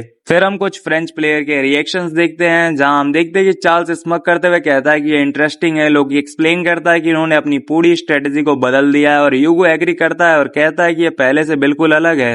एक ट्रायंगल पासिंग पैटर्न जिसका सेंटर करासू है। ये पैनल भी एकदम वाइल्ड है, जहां करासू, रियो और शीदो एक दूसरे को पास कर रहे हैं और बॉल के साथ साथ एक क्रो उन पर से उड़ रहा है। बॉल फिर से सीधो के पास पहुंचती है और इस बार चार्ल्स उसके सामने है, पर पुरानी बातों को याद करने की वजह सीधो चार्ल्स के मुंह पर चिल्लाता है डाई, क्योंकि भाई बदतमीजी तो बनती है ना। उसके साथ ही वो अपने लेफ्ट साइड में पास फेंकता है जहां बॉल यूरी के पास लैंड होती है। यूरी उसे फ्लॉलेसली ट्रैप करता है, अपने मेटाविजन आइज निकालता है और ब्लू लॉक को मूव करने को बोलता है। यूरी की बात काम कर गई। करासू, रियो और सीधो तीनों ऐसे लग रहे हैं जैसे उन पर भूत सवार हो गया और वो फ्रेंच गोल की तरफ रेस कर रहे हैं। चार्ल्स एकदम कंफ्यूज हो जाता है क्योंकि उस बंदे ने ये चीज एक्सपेक्ट तक नहीं करी थी। फ्रांस गोलकीपर जिसे पता नहीं क्यों कुछ ज्यादा ही शो किया जा रहा है, वो कहता है कि बस यही है। वो अपना हाथ उठाता है और कहता है कि सिर्फ करासू ही मेन बंदा नहीं है, बल्कि करासू और यूरी एक double game maker system use कर रहे हैं। तभी यूरी एक इंसेन पास मारता है करासू की तरफ और हम उस सैडिस्ट के दिमाग में देखते हैं जहां वो सोचता है कि करासू बॉल ऊपर ला रहा है और वो पेस बदल रहा है जिससे अटैकिंग फ्रंट पर आइडियाज कंबाइन हो रहे हैं और आसागी उनके पीछे फ्री खड़ा है। और लिटरली ये पैनल भी काफी ज्यादा अच्छा है। इसागी को यूरी से पास मिलता है। मुझे लगा था कि इसागी शायद साइड लाइन हो जाएगा, पर उसे फिर भी स्पॉटलाइट में देख के मजा आ गया। इसागी जिसके चारों तरफ पजल पीसेस फ्लोट कर रहे हैं, करासू को बोलता है नाइस स्किप, क्योंकि करासू ने बॉल स्किप करके इसागी तक आने दी। लेकिन तभी हम देखते हैं अपना डिस्ट्रॉयर एंट्री मारता है। लोकी भी स्प्रेडिंग करते हुए इसागी के सामने आता है और कहता है कि उसने ये चीज पहले ही एक्सपेक्ट कर ली थी।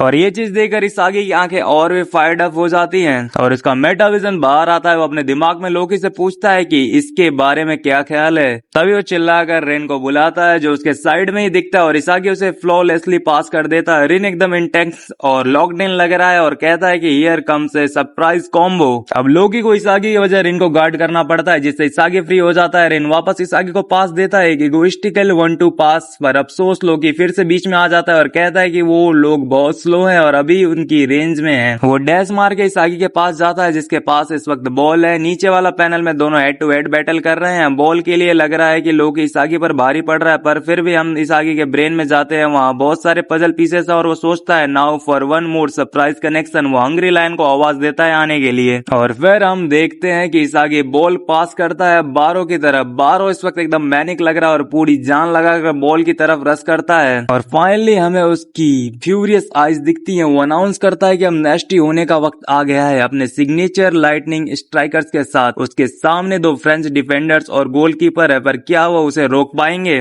और हमारा गोल्ड बारो इसके तुरंत बाद पिच पर एकदम तबाही मचा देता है। वो फ्रांस के दो प्लेयर्स जिनका नाम मुझे नहीं पता, उन्हें अपने सिग्नेचर चॉप फेंड दिखाकर उन्हें पीछे छोड़ देता है। ये करते वक्त वो कहता है कि इसागी ने उसके लिए एक रॉयल ड्रिबलिंग पाथ बनाया और वो इसी के साथ एक ही शॉट में उस पाथ को डिवोर कर लेगा। बारो अपना शॉट लोड करता है और एकदम फायर ही करने वाला आता है, पर वो हवा में ही रह जाता है क्योंकि यूगो कहीं अचानक से प्रकट होता है और बॉल छीन लेता है। और यहाँ पे यूगो थोड़ा मजाक उड़ाता है बारो का। बारो यूगो को देखता है और भाई वो एकदम पिस्ड ऑफ हो जाता है। वो थोड़ा कंफ्यूज भी है कि अभी हुआ क्या। वापस हीगो पर आते हैं जिसके फीट पर बॉल है। वो रेडी होता है और कहता है कि ब्लू लॉक उन्हें करासू सेंटर्ड फ्रंटल ऑफेंसिव और इसागी के चुनिंदा कोलेब्रेटर्स के साथ टैक पावर से कंफ्यूज करने की कोशिश कर रहा है। यूगो गलत नहीं है क्योंकि ब्लू लॉक की मेन स्ट्रेंथ ही यही है, पर उसके बाद यूगो में कुछ अवेकन होता है। उसकी आंखें एकदम सिक लग रही हैं जैसे कोई लाइट की बीम निकल रही हो। वो कहता है कि अगर ऐसा है तो वो लोग भी ट्राई करेंगे। लोकी तुरंत अपनी स्पीड पकड़ लेता है और चार्ल्स एक डेविल इमोजी वाला एक्सप्रेशन देता है। ब्लू लॉक की साइड से रियो चिल्लाता है और गुस्सा होता है। वो सबको वार्निंग देता है कि ये एक फॉरवर्ड पास काउंटर है और लोकी और चार्ल्स पर कड़ी नजर रखने को बोलता है। फिर यूगो पास फेंकता है जो सीधा रियो के पीछे से निकल जाता है। बॉल लेडन नाम के किसी बंदे के पास जाती है जो अजीब तरीके से हंस रहा है। करासू जो कि इस वक्त लोकी को गार्ड कर रहा था, ये देखकर शॉक हो जाता है। इस आगे भी कंफ्यूज है कि वो लोग साइड से अटैक कर रहे हैं। लेडन एक बड़ी स्माइल के साथ ब्लू लॉक से पूछता है कि क्या उन्हें लगता है कि सिर्फ लोकी ही उनकी टीम में एक स्ट्राइकर है। और मुझे पता नहीं कि इस वक्त लेडन इतना बोल क्यों रहा है। जब इसागी उसे रोकने जाता है तो वो इसागी के पीछे से निकल जाता है और इसागी को बिल्कुल फूल बना देता है। इसागी को रियलाइज होता है कि उसने गलती कर दी। उसने सोचा था कि फ्रांस सेंटर में लोकी और चार्ल्स के साथ क्लस्टर करेगा, इसलिए लेडन साइड से निकल गया गया जहां प्लेयर्स कम थे।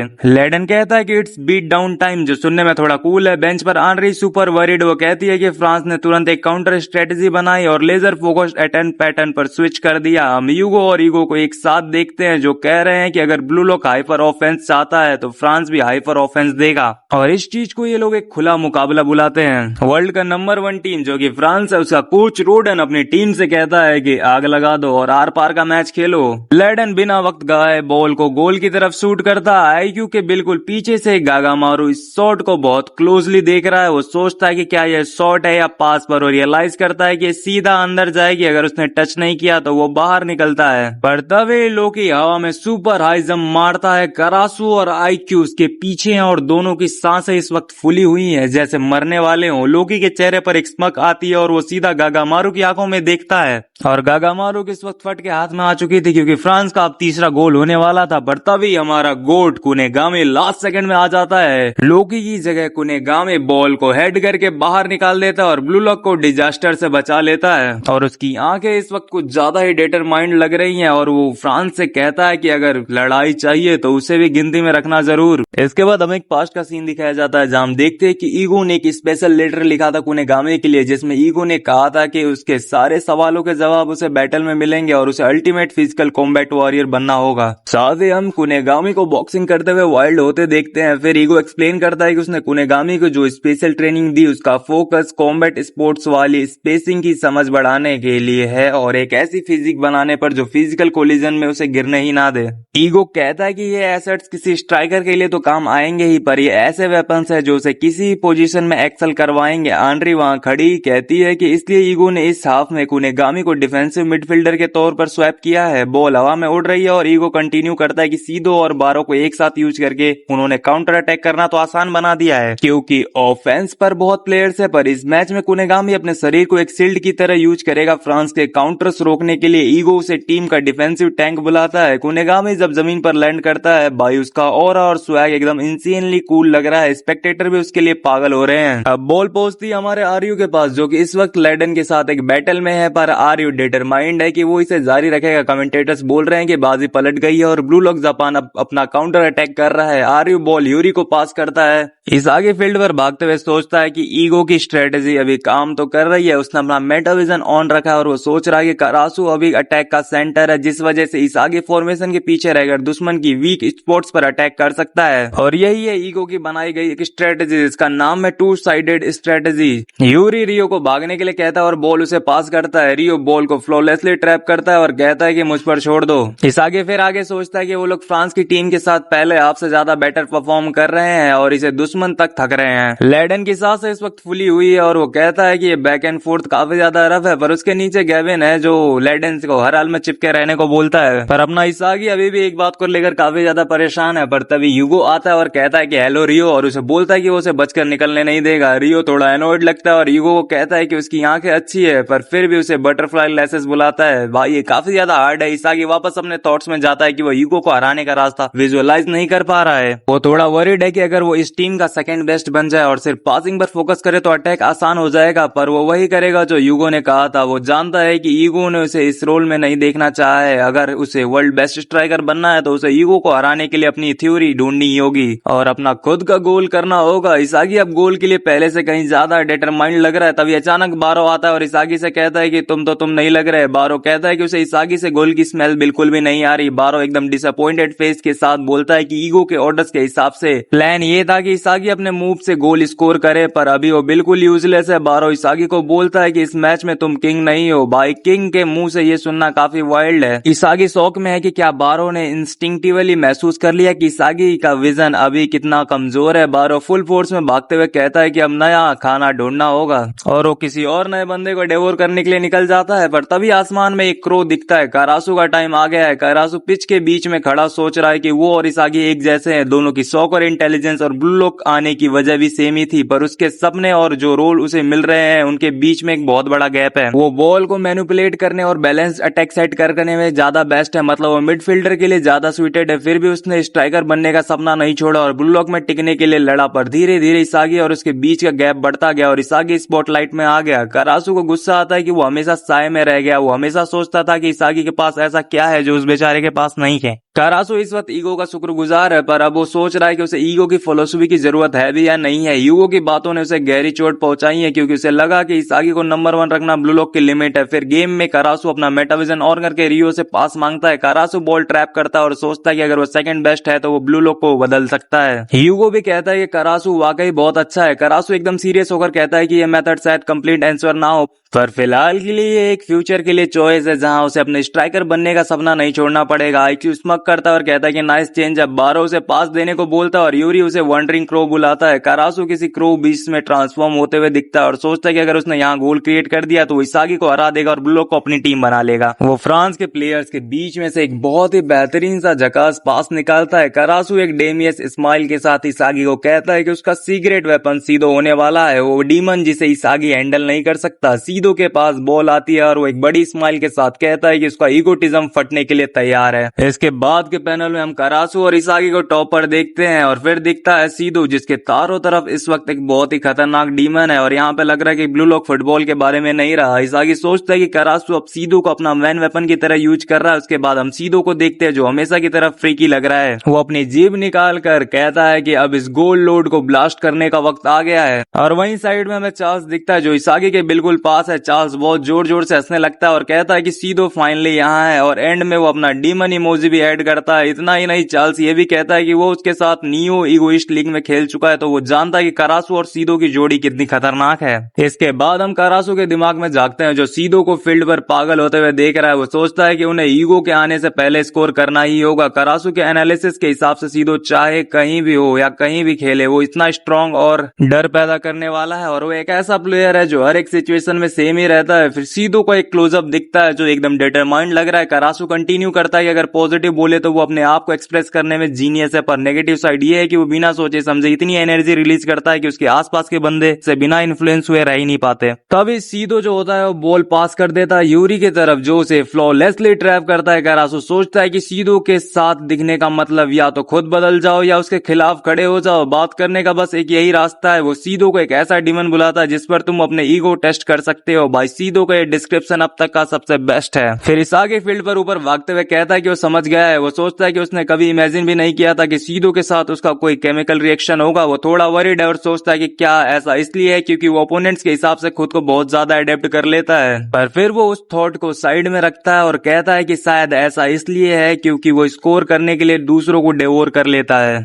वो एक्सप्लेन करता है कि करासो उससे बिल्कुल अपोजिट है। वो हर किसी से एक इफेक्टिव डिस्टेंस बनाए रखता है, कब पास आना है और कब दूर जाना है ये वो डिसाइड करता है ताकि वो दूसरों के मेथड्स को एक्सेप्ट या रिजेक्ट कर सके। इसके बाद यूरी बॉल किसी और को पास करता है और इस आगे कहता है कि करासो एक इंडिपेंडेंट प्लेयर है जिसका बैलेंस बहुत ज्यादा स्ट्रांग है। उसका ये स्पेशल माइंडसेट जो सीधो के इन्फ्लुएंस को रेजिस्ट कर सकता है, वो इस वक्त टीम की सबसे बड़ी जरूरत है। और यूरी का दिया गया पास सीधे करासो के पास जाता है और वो उसे फ्लॉलेसली ट्रैप करता है। करासो फील्ड पर चारों तरफ देखकर सोचता है कि सीधो की पावरफुल ड्राइव और इमेजिनेशन के साथ तालमेल बैठाना ऐसा सिर्फ वही कर सकता है, क्योंकि वो बाकी लोगों से काफी ज्यादा कूल हेडेड है। हालांकि वो खुद के इस पार्ट को पसंद नहीं करता जो थोड़ा डिप्रेसिंग साउंड करता है, पर ब्लू लॉक को इसकी जरूरत है तो उसके पास कोई ऑप्शन भी नहीं है। तब एक गैबिन चिल्लाता है कि सीधो उनके पीछे से निकल रहा है और सीधो सच में गैबिन को पीछे छोड़कर उड़ते हुए निकल जाता है। ऑनेस्टली गैबिन कुछ कर सकता था अगर वो सिर्फ खड़े होकर बकबक ना करता तो। एनीवेज करासो की आंखें इस वक्त वाइल्ड होती जा रही हैं। ऐसा लग रहा है जैसे उसका मेटाविजन ऑन हो गया है। वो जोर से बोलता है बीट इस आगे और दिमाग में सोचता है कि वो सीधो को अपना मोहरा बनाकर पूरी सत्ता ही बदल देगा। वो बिना वक्त गवाए बॉल सीधो की तरफ फेंकता है और सीधो बॉल को देखकर और भी ज्यादा फायर्ड अप हो जाता है और कहता है कि अब इसे स्मैश करने का वक्त आ गया है और ये पीस ऑफ केक है, पर अफसोस ये इतना आसान नहीं होने वाला था। अचानक लोकी अपनी डीमन आइज के साथ सीधो के साइड में प्रकट होता है और कहता है कि वो जानता है सीधो कितना खतरनाक हो सकता है। और सीधो ये चीज देखकर काफी ज्यादा हैरान रह जाता है कि लोकी इतनी जल्दी यहाँ कैसे पहुंच गया। करासो भी वही सोच रहा है कि ये कैचअप कैसे हुआ। सीधो हमेशा की तरफ पोजेस्ड लग रहा है और वो पूछता है कि क्या ये स्पीड डीमन लोकी है, और इसके बाद सीधो पागलों की तरह हंसने लग जाता है और कहता है कि ये अभी भी 50-50 का मुकाबला है, जो पहले बॉल को टच करेगा वही विनर होगा, तो कौन जीतेगा लोकी या सीधो। और यहाँ पे जवाब होने वाला इन दोनों में से कोई नहीं। अचानक बारो उनके पीछे से आता है, वो जम मारता है और अपने चेस्ट से बॉल को ट्रैप करके छीन लेता है। भाई बारो का ये पैनल एकदम ही अमेजिंग है। बारो की प्रेडिटर आइज ऑन है और वो सीधो को बुलाता है सेल्यूलर एक्सप्लोजन फ्रीक। सीधो हैरान होकर पूछता है कि आखिर ये बक क्या रहा है, पर बारो कहता है कि वो इसागी को हटाकर ब्लू लॉक का नया किंग बन रहा है। मैं तो हैरान हूं कि बारो ने किंग का टाइटल किसी और को कैसे दे दिया था। पर चलो इसके बाद बारो दिखता है कि वो असली बीस्ट क्यों है। वो बॉल फायर करता है और बॉल सीधा गोल के अंदर। और इसी के साथ जापान वर्सेस फ्रांस का स्कोर टाई हो जाता है। इसागी नीचे खड़ा एकदम शॉक्ड है। वो बस बारो का नाम लेता है और कहता है कि उसने सीधो का शिकार कर लिया। बारो अपने गोल सेलिब्रेट करने निकल जाता है। कमेंटेटर्स चिल्लाते हैं सुपर गोल। वो कहते हैं कि सीधो के पास को स्टील करके उसने ब्लस्टरिंग शॉट मारा और गेम टाई कर दिया। बारो ने काउंटर चैलेंज फेंक दिया है। हाईक्यू और आर्यू एकदम हाइप्ड है और चिल्ला रहे हैं, पर इसागी बिल्कुल खोया खोया सा लग रहा है। वो सोचता है कि बारो ने इसागी को यूजलेस समझकर छोड़ दिया और सीधो को डेवोर करने पर स्विच हो गया, क्योंकि फील्ड पर सबसे ज्यादा गर्मी करासू के आसपास है। सीधो बारो को देखकर कहता है कि उसका शॉट तो सिक था, पर वो अभी भी गुस्सा है और बारो को हाइना बुलाता है। बारो उसे नीचे दिखाते हुए कहता है कि अगर बुरा लग रहा है तो पलट कर काटो, और सीधो को फिर से सेल एक्सप्लोडर बुलाता है। और जब ये दोनों मैरिड कपल की तरह लड़ रहे होते हैं तब इसागी सोचता है कि जब ये दो जोकर से एक दूसरे को डिवोर कर रहे हैं तो इन दोनों को काबू करने वाला नया रूलर करासू बन चुका है। और भाई साहब क्या औरा है, बारो और सीधो दोनों पर राज करना। करासू एक स्मग एक्सप्रेशन के साथ उन्हें कहता है कि ऐसे ही जारी रखो, अब स्पॉटलाइट में आने की उसकी बारी है। इसागी इस वक्त परेशानी में और वो सोच रहा है कि जब वो टीम का नंबर 1 नहीं है तो क्या टीम ज्यादा स्ट्रांग बन गई है। उसे लग रहा है ब्लू लक करासू के हाथों में जा रहा है, जो कि इंसेन है। फ्रांस की साइड दिखती है जहां रोडन उनका कोच ह्यूगो और लोकी को चिल्लाते हुए कहता है कि क्या तुम सब यहीं पर हार जाओगे, अगर तुम यहाँ हार गए तो वर्ल्ड कप का घंटा जीतोगे। ह्यूगो कहता है कि वो तो जानता है, पर लोकी स्वीटेबल गोल स्कोर नहीं कर पा रहा। लोकी चिढ़ जाता है और ह्यूगो को चुप रहने को बोलता है। वो कहता है कि ह्यूगो के पासे से बेकार है। दोनों एक दूसरे को गुस्से में देखते हैं। रोडन कहता है कि वो फॉर्मेशन बदल रहा है और अब वो और ज्यादा बोल्ड अटैक्स करेंगे। लोकी और ह्यूगो दोनों इस बात को मान जाते हैं। मैच फिर से शुरू होता है और बॉल है इस वक्त ह्यूगो के पास। और तभी वहां पर एक टेक्स्ट भी आता है कि ह्यूगो जानता है कि एक ही एरा और एक ही कंट्री में पैदा होना और लोकी से मिलना उसकी डेस्टिनी थी। हम उन्हें फुटबॉल के साथ चिल करते हुए देखते हैं। इसके बाद हमें 2 साल पहले का फ्लैशबैक दिखाया जाता है जहां पे ह्यूगो बाकी प्लेयर्स के साथ जमीन पर बैठा हुआ है और उन्हें एक व्हाइट बोर्ड पर समझा रहा है कि अगर वो 20 मीटर पर आवर की स्पीड से डिफेंस के पीछे निकलते और पास की स्पीड 27 फीट पर सेकेंड हो तो वो ऐसे और वैसे मूव कर सकते हैं। और व्हाइट बोर्ड पर पूरा प्लान दिखा रहा है। फिर वो उनसे पूछता है कि क्या उन्हें समझ में आया। तब एक गैविन कहता है कि ये तो इम्पॉसिबल है, ऐसा हो ही नहीं सकता। वो अपना सर खुजाते हुए पूछता है कि क्या ह्यूगो खेलते वक्त हमेशा सॉकर के बारे में इतनी ज्यादा गहरी बातें सोचता है क्या। एक और नो नेम प्लेयर पूछता है कि ये कैलकुलेशन है या फिर इनिशिएशन। वो कहता है कि ह्यूगो बिल्कुल पागल है। ह्यूगो हैरान है कि क्या ये सबके लिए नॉर्मल नहीं है। गैविन हंसने लगता है और कहता है कि ये बिल्कुल नहीं है। और दूसरा बंदा ह्यूगो कहता है कि भाई एक बार फिर से समझा दे क्योंकि मेरा ब्रेन थोड़ा स्लो है। इसके बाद बेचारा ह्यूगो थोड़ा सैड दिखता है कि उसे रियलाइज हो गया कि वो ऐसे मेडियोकोर प्लेयर से घिरा हुआ है जो उसके विजन को नहीं देख सकते। तभी एक टेक्स्ट कहता है कि विवियन ह्यूगो इज डेस्टिन्ड। वो वर्ल्ड कप 4 बार जीतने के लिए सुइटेबल चीजें ढूंढ रहा है। वो अपनी ब्लैंक बुक में देखता है और सोचता है कि पहले इन्वायरमेंट, फिर कोच, फिर टीम और फिर एक ऐसा भरोसेमंद रिश्ता जहां वो सेकंड बेस्ट बनकर चमक सके। पर बात यहाँ खत्म नहीं होती। वो कहता है कि उसे एक वर्ल्ड क्लास स्ट्राइकर चाहिए और ये सोचते वक्त वो नोएल नोवा की तरफ देखता है। ह्यूगो एक्सप्लेन करता है कि नोएल नोवा अब लगभग 30 साल का है और अगर अभी वो फ्रांस के लिए खेले और वर्ल्ड कप जीते भी तो ज्यादा से ज्यादा 1 या फिर 2 ही बार जीत पाएगा। इसलिए वो जानता है कि उसे एक नया नंबर 1 चाहिए। ह्यूगो बिल्कुल नहीं डरता और अपने ड्रीम्स के लिए प्लेयर्स को रिफाइन करना जारी रखता है। वो एक प्लेयर को बोलता है कि वो हाफ अ सेकेंड स्लो है और ऐसे वो वर्ल्ड्स बेस्ट नहीं बन सकता। वो प्लेयर भड़क जाता है, ह्यूगो का शर्ट पकड़ता है और चिल्लाता है कि मैं तेरा टूल नहीं हूँ और मुझे तेरे आइडियल से कोई लेना देना नहीं है। वो खुद को एक स्ट्राइकर कहता है और ह्यूगो को मैनिपुलेटिव कहता है। ह्यूगो बिल्कुल ठंडे दिमाग से उस स्ट्राइकर को बोलता है कि सॉरी, मैंने तुम्हें ज्यादा ही एस्टिमेट कर लिया था। तुम एक डिस्पोजल मिडिल ग्रेड स्ट्राइकर हो जो दुनिया में 130 रैंक के लिए सुटेबल हो। और भाई साहब ये बात सुन के वो बंदा पागल हो जाता है और ह्यूगो को थप्पड़ जड़ने वाला होता है। तभी टेक्स्ट कहता है कि ह्यूगो ने सीखा है कि स्ट्राइकर एब्सोल्यूट इगोइस्ट होते हैं। पर तभी लोकी एक नाइट इन शाइनिंग आर्मर की तरह आता है और उस प्लेयर का हाथ झटक देता है। लोकी कहता है कि तुम्हारे पास टैलेंट की कमी है, बस इतनी सी बात है। वो स्ट्राइकर और ह्यूगो दोनों लोकी को देखकर एकदम शॉक हो जाते हैं। लोकी एक बड़ी स्माइल के साथ कोच से पूछता है कि क्या हम इन सब लोगों को बदल सकते हैं। ह्यूगो को लगता है जैसे उसने किसी अननोन लाइफ फॉर्म को देख लिया हो। कोच सबको बताता है कि ये नया प्लेयर लोकी है, नीचे के लेवल से प्रमोट होकर आया है। लोकी सबसे माफी मांगता है और फिर कहता है कि जब तक वो जिंदा है वर्ल्ड कप कई बार जीतेगा और अगर कोई उसके साथ नहीं चल सकता तो वो जा सकता है। बाकी सब उसे पागल समझते हैं पर ह्यूगो फायर्ड अप हो जाता है। उसे लगता है कि ये बंदा बॉर्न नंबर 1 है। फ्लैशबैक के बाद हम उन दोनों को पिच पर बैठे हुए देखते हैं। लोकी कहता है कि दुनिया बड़ी जालिम है, बिना टैलेंट वाले टैलेंटेड लोगों को कभी नहीं हरा सकते, पर हमारी सोसाइटी उन्हें कोशिश करने के लिए मजबूर कर दी है। ह्यूगो एग्री करता है कि टैलेंटेड और टैलेंटलेस लोग कभी एक दूसरे को नहीं समझ सकते।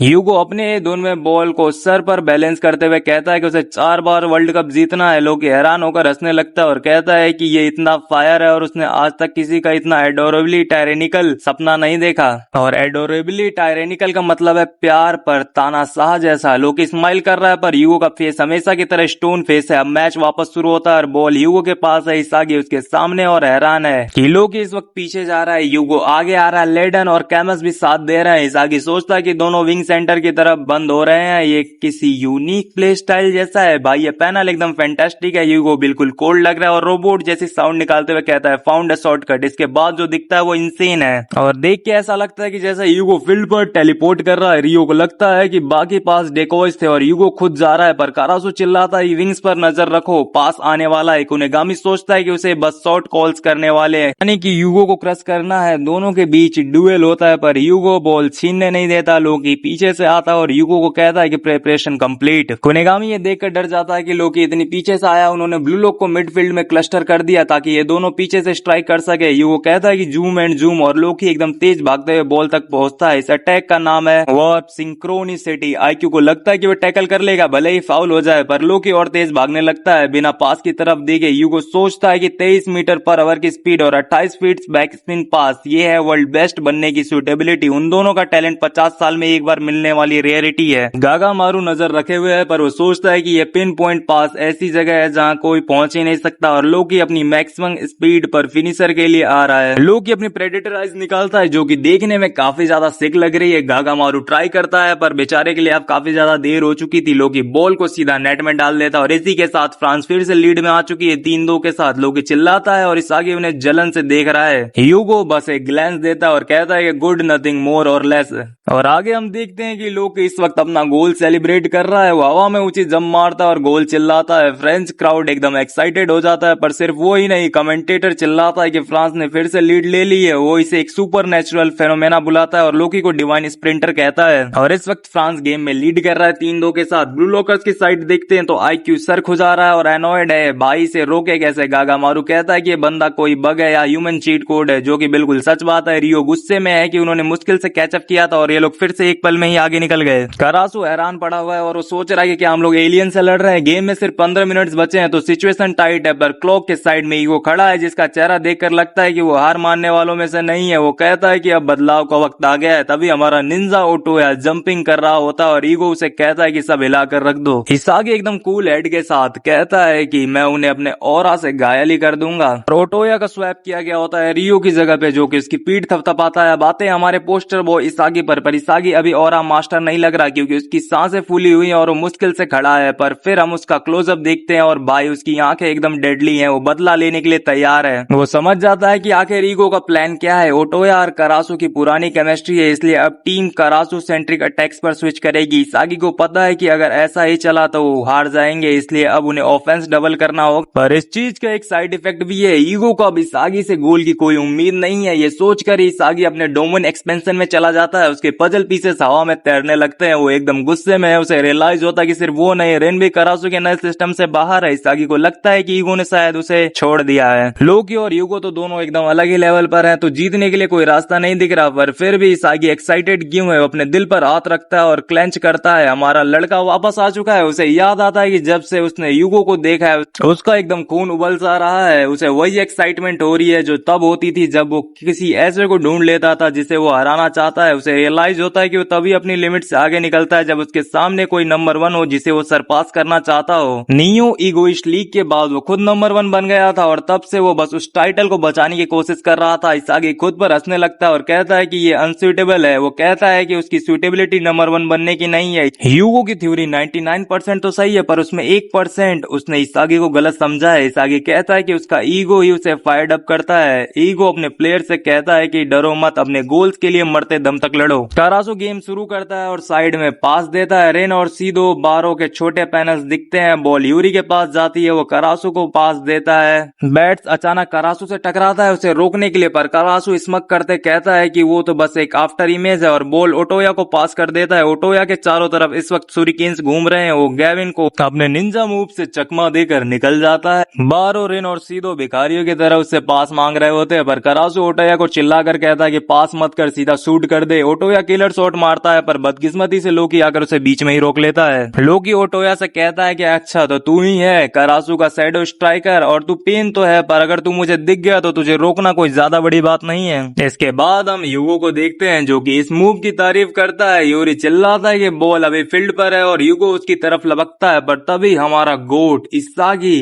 अवेकन हो जाता है। इसागी अपने व्हाइट स्टेट में है, एकदम ब्राइट और कोल्ड पजल पीसेस उसके चारों तरफ है, उसका मेटाविजन एक्साइटमेंट से जल रहा है। वो यूगो को देखता है और कहता है कि ये डेस्टिन्ड था कंसल्टेंट बास्टर। इसागी का ये बोलना एकदम कोल्ड था। यूगो हैरान रह जाता है। इसागी सोचता है कि वो नंबर 1 नहीं है पर वो सेकंड बेस्ट भी नहीं है। वो तभी चमकता है जब वो बेस्ट को डिवोर करता है और वो अपने आप को एक रेबल बुलाता है। और ये पैनल लिटरली भाई बहुत ही ज्यादा पीक है और ये देखकर लगता है कि हमारा सेवियर इसागी अब प्राइम में वापस आ चुका है। इसके बाद हम इसागी को बॉल के साथ देखते हैं और उसके सामने जस्ट खड़ा है यूगो। यूगो के दिमाग में जाके तो वो इसागी का नाम लेता है और उसके फेस को ध्यान से देखकर कहता है कि इसागी के एक्सप्रेशन इस वक्त बदल चुके हैं और वो उसके अंदर एक इमेजरेबल कंसंट्रेशन महसूस कर सकता है। यूगो के पीछे धुआं तक निकलने लगता है और वो सोचता है आखिर इसने अभी बॉल इंटरसेप्ट कैसे की। वो हैरान है कि क्या इसागी ने ये सब चीजें पहले ही समझ लिया था कि उनका अटैक काम नहीं करेगा और सेकंड बॉल के लिए पहले ही निकल गया। यूगो अपने मेटाविजन ऑन करता है और उसके गियर्स घूमने लगते हैं। वो सोचता है कि शूटिंग के लिए तो इसागी बहुत दूर है, तो क्या वो खुद ड्रिबल करेगा या फ्रंट लाइन पर किसी को फॉरवर्ड पास देगा।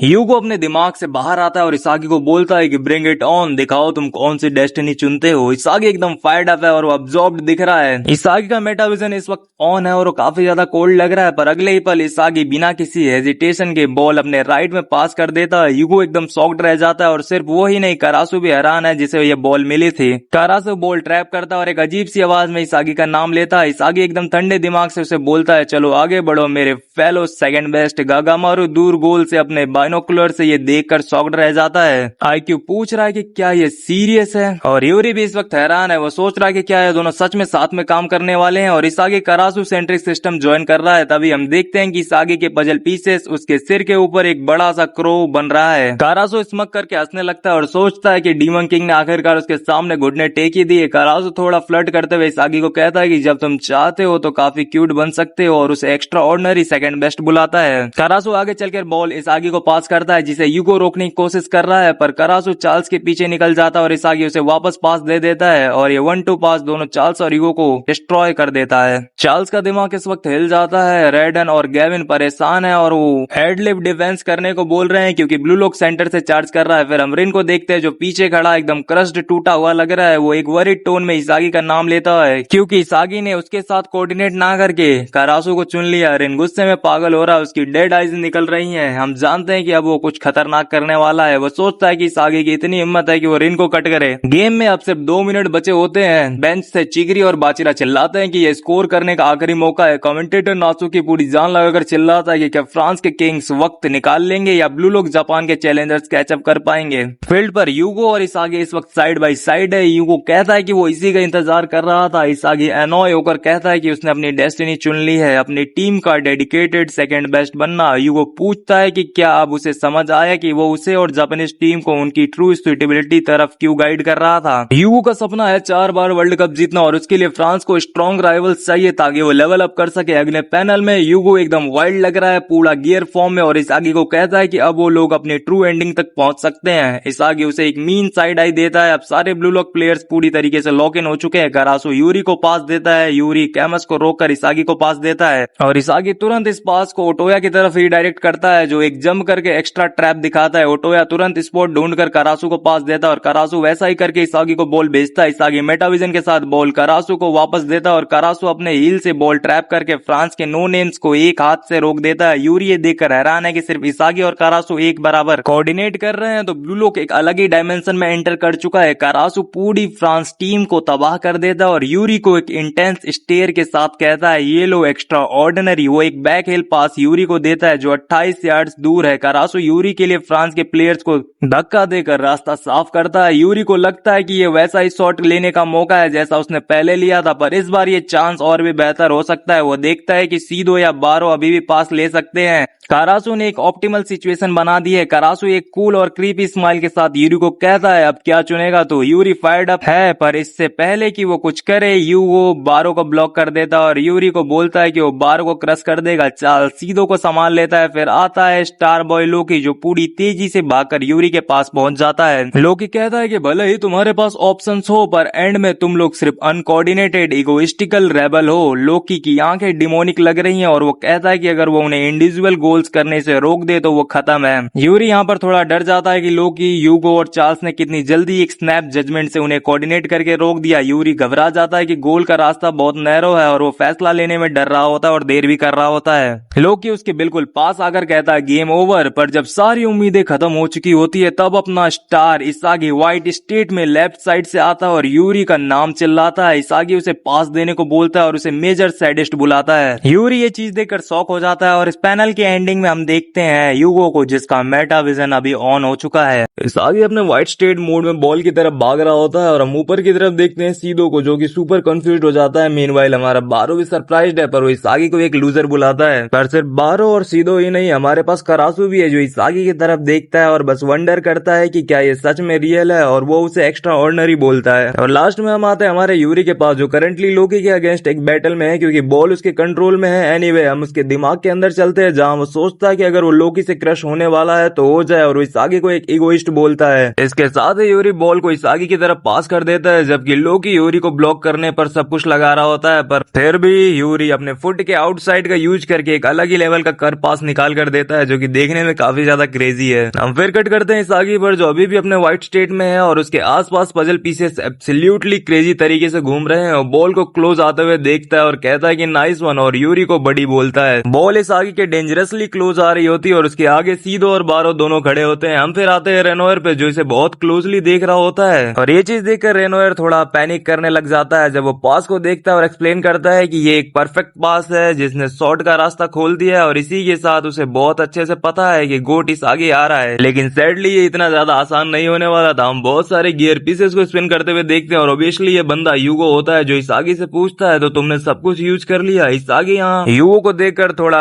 कॉट ऑफ गार्ड लगता है। यूगो थोड़ा मैनिक दिखने लगता है और वो इस आगे को घूरते हुए एक्सप्लेन करता है कि उसने करासू को सिस्टम को सिर्फ इसलिए ज्वाइन किया ताकि वो वहां सबको आउटवेट कर सके और अपना खुद का गोल स्कोर कर सके, जो कि ऑनेस्टली कहूं तो काफी ज्यादा सही बात है। लेकिन यूगो अपने दिमाग में थोड़ा और डीप चला जाता है, यहाँ तक कि पिच ग्रास से बदलकर गियर व्हील्स में ट्रांसफॉर्म हो जाती है। एनीवे वो इसागी से पूछता है कि क्या ऐसा नहीं है। वो इसागी से पूछता है कि क्या वो अपनी टीम के लिए पास करने वाला है और उन्हें एक अनइमेजिनेबल गोल की तरफ लीड करेगा एज अ सेकंड बेस्ट। और एट दिस मोमेंट हम यूगो का एक बहुत ही बेहतरीन सा वर्जन देखते हैं और इस वर्जन में इसने अपने मेटाविजन आईज भी निकाल ली है। वो स्ट्रेट अप इसागी की तरफ देखता है और उसे कहता है कि आगे दिखाओ मुझे तुम कौन सी डेस्टिनी चुनने वाले हो। इसागी भी अपनी मेटाविजन आईज निकालता है और यूगो की तरफ देखकर कहता है कि ये उन दोनों ऑप्शन में से कोई भी नहीं है जो उसने सोचा था। यूगो ये सुनकर सच में शॉक्ड हो जाता है, लेकिन इसागी अपने दिमाग में एक्सप्लेन करता है कि जो चीज वो सबसे ज्यादा चाहता था वो था यूगो को एक बैटल ऑफ लक में क्रश करना। इसके साथ ही हम उसके पजल पीसेस को उसके आसपास मैनिक होते हुए देखते हैं और अपनी डायरेक्शन बदल देता है। अब यूगो और गोल दोनों उसके पीछे हैं और उसका फेस बॉल की तरफ है। पर सिर्फ इतना ही नहीं, उसके पास एक बड़ा सा पजल पीस है जिस पर लक बैटल लिखा हुआ है। यूगो अपने दिमाग में कंप्लीटली लॉस्ट हो जाता है और सोचता है कि क्या इसागी सच में अभी टर्न कर रहा है। वो बॉल को इसागी के पास आते हुए देखता है, पर वंडर करता है कि इसागी आखिर सोच क्या रहा है। लेकिन तभी उसे वो चीज दिख जाती है। वो सोचता है कि इसमें कोई सवाल नहीं है, इसागी ने वही सेम रिवर्स शॉट सेटअप करा है जो उसने नाइजीरिया के अगेंस्ट मारा था। हम फिर इसागी को देखते हैं जो अपनी हवा में उड़ती है, एयर के साथ सुपर कोल्ड दिख रहा है, उसकी आंखें छुपी हैं और पीछे एक ब्लैक बैकग्राउंड है। वो यूगो से पूछता है कि क्या तुमने ही नहीं कहा था कि ब्लू लॉक मेरे 1% लक के दम पर ही जीत रहा है। यूगो यहाँ पर बिल्कुल लॉस्ट लगता है और कहता है कि इसागी ने सच में उसे पकड़ लिया। वो कहता है कि इस पोजीशन से इसागी कुछ करने वाला है, लेकिन यूगो आगे क्या कहने वाला है। बॉल इसागी और यूगो दोनों की तरफ बिल्कुल तेजी से आ रही होती है। यूगो उसके पीछे खड़ा सोचता है कि उसे कोई आइडिया नहीं है इसागी बॉल को ट्रैप करके राइट में शूट करेगा या फिर लेफ्ट में। वो इसे एक परफेक्ट 50-50 गैम्बल डुएल बोलता है, जो कि सच में बहुत ज्यादा अच्छा है। लेकिन फिर हम आते हैं इसागी पर, जिसे हम एक बहुत ही डीप ब्रेथ लेते हुए देख सकते हैं। बोलने से पहले वो यूगो से कहता है कि तू हमेशा सुटेबल डेस्टिनी की बातें करता रहता है ना, लेकिन लक का सुटेबिलिटी या टैलेंट से कोई लेना देना नहीं होता। इसके साथ बॉल एक और स्टेप क्लोज बाउंस करती है। मीनवाइल इसागी बिल्कुल मैनिक और पोजेस्ड दिखने लगता है जब वो कहता है कि वो अपने ईगो और डेस्टिनी को एक फुल बेट पर लगा रहा है as the guy who divorce the best. और यहाँ इस वक्त वो बेस्ट कोई और नहीं बल्कि यूगो ही है। और इतनी क्रेजी बात सुन के यूगो को भी मजे आ जाते हैं और वो फाइनली रियलाइज करता है कि आखिर इसागी सच में कितना ज्यादा इंसेन है। साइड में हम सीधो को भी देखते हैं जो हमेशा की तरह चटका हुआ लग रहा है, और वहीं साइड में अपना बारो भी है जो इस चीज से काफी ज्यादा खुश नहीं है क्योंकि वो गोल का पार्ट नहीं है। और इनके नीचे हम देखते हैं करासू को जिसकी अभी थोड़ी सी फटी हुई लग रही है और वो इसागी को पागल बोलता है, जो कि ऑनेस्टली इस स्पोर्ट पर बिल्कुल सही बात है। लेकिन सैडली फिर हम आते हैं यूगो पर जो सिर्फ इतनी सी बात से थोड़ा सा भी बस नहीं होता। वो अपनी मेटाविजन आइज निकालता है और इसागी से कहता है कि फाइन। फिर हमें एक बहुत ही ज्यादा इंसेन पैनल देखने को मिलता है जिसमें उनके आसपास बहुत सारे पजल पीसेस और गियर पीसेस होते हैं। यूगो सोचता है कि वो इसागी के इस रेबेलियस स्पिरिट की रिस्पेक्ट करता है और वो इसागी के इस डुअल ऑफ लक को स्वीकार करता है। आई मीन उसके पास और कोई चॉइस भी नहीं थी। हम यूगो के थॉट्स में ही रहते हैं जब वो सोचता है कि अगर वो इसागी के ट्रैप करने का वेट करेगा रिएक्ट करने के लिए तो तब तक बहुत देर हो चुकी होगी। On top of that tricks या क्लेवरनेस यहाँ काम नहीं आने वाली है। इसी वजह से उसे अभी के अभी राइट या लेफ्ट पर बैट लगाना होगा। इसके साथ हम इसागी और यूगो दोनों को उनके ऑरा से और ज्यादा इन्फ्यूज होते हुए और कम्प्लीटली एब्जॉर्ब्ड होते हुए देखते हैं। जब यूगो कहता है कि ये डेस्टिनी का एक टोटल गैम्बल है विद सैड, हम बड़े पजल पीसेस देखते हैं जिस पर लक लिखा होता है।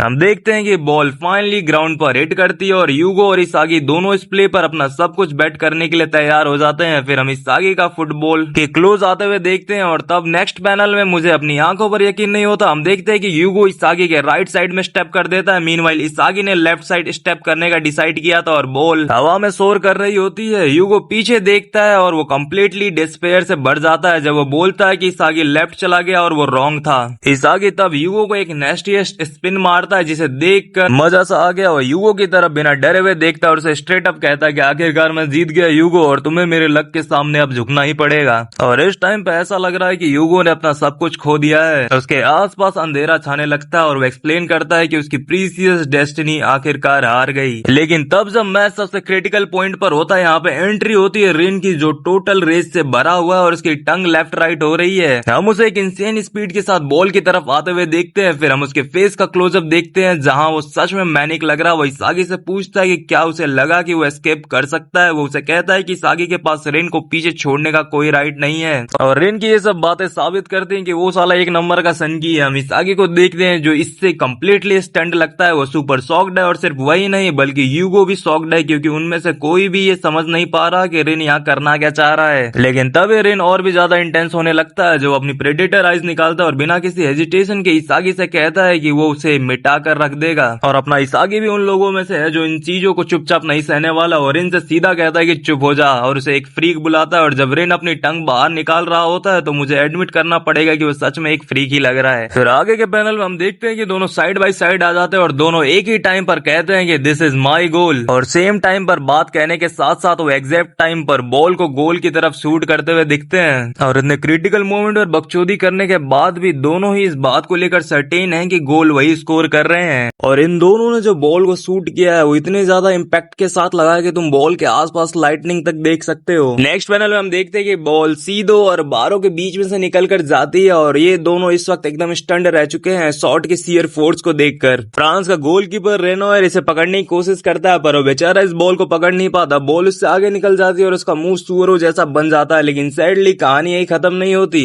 आगे हम देखते हैं कि बॉल नेट में जाने की जगह जाकर क्रॉस बार से टकरा जाती है और इस पॉइंट पे इसागी और रिन ये चीज देखकर एकदम सदमे में चले जाते हैं। ऐसा लगता है कि उनका सपना पूरी तरीके से टूट चुका है और वो दोनों डैसे पैर में चले जाते हैं। खैर इसके बाद हम देखते हैं बॉल हवा में होती है। हम करासू, सीधो और बारो को भी देखते हैं जो बिल्कुल लॉस्ट और स्टंट लग रहे हैं। लेकिन जो इस चांस को एक्शन में बदलता है वो और कोई नहीं बल्कि लोकी है। हम देखते हैं कि वो अपनी पूरी जान लगाकर बॉल की तरफ भाग रहा है। यहाँ पे हम कुनेगामी को भी देखते हैं जो बॉल से मिलने के लिए अपनी तरफ से बेस्ट जंप करने की कोशिश करता है लेकिन लोकी के सामने कुछ काम नहीं आता। लोकी बस उसके पास से जूम करके निकल जाता है जिसे कुनेगामी एक्स्ट्रा एनॉयड दिखता है। फिर जैसे ही बॉल लोकी के पास आती है वो सडनली क्रेजी लेवल पर ऑरा फॉर्म करने का फैसला करता है। वो थोड़ा रुकता है और लगता है कि जैसे वो फील्ड पर स्लाइड करते हुए ग्रास को ग्रैब कर रहा हो। वो बेहद कूल दिख रहा होता है और तभी वो ब्लू लॉक को गुड बाय कहता है। जैसे ही वो ये बोलता है हम देख सकते हैं कि उसकी आईज लाइट हार्टेड फन से हटकर एकदम लॉक्ड इन और सीरियस बिजनेस मोड में आ चुकी है। वो ओटोया और आईक्यू दोनों के पास से निकल जाता है। उनमें से कोई भी ये समझ नहीं पाता कि आखिर चल क्या रहा है। फिर हम इसागी पर आते हैं जो पहले बहुत लॉस्ट दिखता है पर जल्दी उसकी शक्ल गुस्से में बदल जाती है। वो एक गहरी सांस लेता है जबकि वो यूगो को देख रहा होता है जो उससे आगे दौड़ रहा है। इसागी अपने दिमाग में एक्सप्लेन करता है कि यूगो को 1v1 में हरा दिया था मैंने, लेकिन फिर भी रिन ने लास्ट सेकंड पर आकर उसका शॉट के इम्पैक्ट को खराब कर दिया। जब वो ये कह रहा होता है हम रिन का भी एक छोटा पैनल देखते हैं जो काफी एनॉयड और मैड दिख रहा है। Anyway back to इसागी। वो सोचता है कि अगर रिन वहां नहीं होता तो ये उसका गोल होता, लेकिन ये सोचते उसे सडनली ईगो के वर्ड्स याद आते हैं। उसे याद आता है जब ईगो ने उनसे कहा था कि वो सभी स्ट्राइकर है और उन्हें लास्ट सेकंड तक अपने गोल के लिए ट्राई करते रहना चाहिए। ये चीज इसागी को पूरी तरीके से शॉक कर देती है और वो हर चीज पर क्वेश्चन करने लगता है। वो लोकी को देखते हुए सोचता है जो इस वक्त ब्लू लॉक की साइड को ओब्लिटरेट कर रहा है कि ईगो की फिलॉसफी के मुताबिक रिन गोल स्कोर करने की कोशिश में बिल्कुल सही था, लेकिन अगर इस वजह से वो हार जाते हैं तो ईगो की थ्योरी और खुद ब्लू लॉक शायद पूरी तरीके से फेल हो चुके हैं। एनीवे जब इसागी ये सब सोच रहा होता है और अपने ही दिमाग में खोया होता है तब फील्ड पर चीजें सच में बहुत ही ज्यादा खराब हो रही होती हैं। सैडली हम लोकी को आईक्यू को पूरी तरीके से एम्ब्रेस करते हुए देखते हैं और फिर लोकी सीधा गोल के अंदर एक शॉट दाग देता है और इतने खतरनाक गोल को अपना गोट गागामारू भी रोक नहीं पाता और बॉल उसके पास से निकल जाती है और इसी के साथ लोकी ने गोल स्कोर कर दिया है और फ्रांस ने अब मैच में 2 गोल से लीड बना ली है। हम कमेंटेटर को चिल्लाते हुए देखते हैं इट्स गोल, और जैसे ही वो चिल्लाता है फ्रांस की क्राउड अपना एक्साइटमेंट कंट्रोल नहीं कर पाती और जान लगाकर चिल्लाने लगती है। कमेंटेटर आगे कहता है कि लोकी ने एक मेगा काउंटर में 6 प्लेयर्स को बीट किया और फ्रांस के किंग्स के लिए 4th पॉइंट स्कोर किया है, लेकिन सैडली जब हम जापानीज क्राउड को देखते हैं तब वो पूरी तरीके से हार्ट ब्रोकन लगते हैं और जैसे ही वो डिसअपीयर से भरे होते हैं चीजें और बदतर हो जाती है क्योंकि रेफरी तभी विसल ब्लो कर देता है। कमेंटेटर कहता है कि उसे यकीन नहीं हो रहा है और ये मैच खत्म करने वाली गेम एंडिंग विसल थी। वो एक्सप्लेन करता है कि ब्लू लॉक के सारे स्ट्राइकर्स को पीछे छोड़ते हैं। क्या कोई वर्ल्ड्स बेस्ट बनने के इस प्रोडिजी लोकी से ज्यादा करीब है? जापान वर्सेस फ्रांस का स्कोर 2-4 रहा और ब्लू लॉक जापान बहुत बुरी तरीके से यहाँ पे हार चुकी है। हम आनरी को देखते हैं जो बहुत ज्यादा शॉक्ड और कंफ्यूज्ड है। मीनवाइल ईगो का चेहरा हमेशा की तरह स्टोन फेस्ड है, उसके फेस पर कोई भी एक्सप्रेशन नहीं है। लेकिन फिर हम लोकी पर आते हैं जो स्कोर करने के बाद एक उबासी ले रहा है और इस मैच को बोरिंग कह रहा है। वो एक सांस छोड़ता है और वहां से चलने लगता है ये कहते हुए कि अच्छा है ये खत्म हुआ। वो कहता है कि शायद ये पॉपुलर ब्लू लॉक उतना भी खास नहीं है जितना लोग बोलते हैं। हालांकि वो एडमिट करता है कि इसने थोड़ा टिंगली फील जरूर करवाया था जो कि अगर लोकी के मुंह से निकले तो नथिंग से तो बेहतर ही है। फिर हमारे पास है अपना यूगो जो चुपचाप उसके पीछे चल रहा है। वो बोलता है और लोकी से एग्री करते हुए कहता है कि एक ऐसी टीम जो स्ट्राइकर से भरी हो उन्होंने अपनी ही फिलोसफी को झुटला दिया और फेल हो गए। यूगो ब्लू लॉक के प्लेयर्स की तरफ देखता है और एक्सप्लेन करता है कि ये ईगोइस्ट का एक ऐसा ग्रुप है जिनकी डेस्टिनी कभी वर्ल्ड कप तक पहुंचना है ही नहीं बल्कि उनका अनफुलफिल्ड ऑब्जेक्टिव के साथ हवा में बिखर जाना ही सही है। यूगो सीरियस देखने लगता है और ब्लू लॉक को सो लॉन्ग अलविदा कहता है और बोलता है कि वो सब उसकी डेस्टिनी के सिर्फ प्यादे थे और अब वो दोबारा कभी नहीं मिलेंगे। लेकिन जैसे ही वो ये बोलता है कोई पीछे से उसे बोलता है बी फॉर रियल, और वो कोई और नहीं बल्कि हमारा इसागी है जो उसके पीछे खड़ा है। वो यूगो से कहता है कि उसके लक ने उसकी स्पीसीज थ्योरी को ओब्लिटरेट कर दिया। वो यूगो को कहता है कि वो खुद भी ये बात जानता है, सिर्फ ब्लू लॉक फेल नहीं हुआ है बल्कि उसकी ये सूटेबल डेस्टिनी थ्योरी भी पूरी तरीके से बकवास है। वो आगे कहता है कि यूगो ह्यूमैनिटी के लेजेंड्स या वर्ल्ड कप 4 बार जीतने की बातें करता है और इसके बाद हम एक super fired up wild looking Isagi देखते हैं जो यूगो से कहता है कि अपनी डेस्टिनी से भागो मत। वो कहता है कि यूगो इसागी से हार गया और उसे एक सेकंड बेस्ट बास्टर्ड बुलाता है। यूगो फिर इसागी की तरफ देखता है और लुक एट दिस, इस समय यूगो के चेहरे पर एक स्माइल है और ये देख के मुझे बहुत अच्छा लग रहा है। वो इसागी से कहता है कि तुम एक असली पेन हो और उसे अंटिल नेक्स्ट टाइम बोलकर एक ईगोइस्ट बुलाता है। तो भाई लोग इसी के साथ जापान वर्सेस फ्रांस का मैच यहीं पे खत्म होता है जिसमें जापान काफी बुरी तरीके से 4-2 से हार गई। तो मिलते हैं तुमसे ब्लू लॉक के नए वीडियो में, तो तब तक के लिए बाय बाय।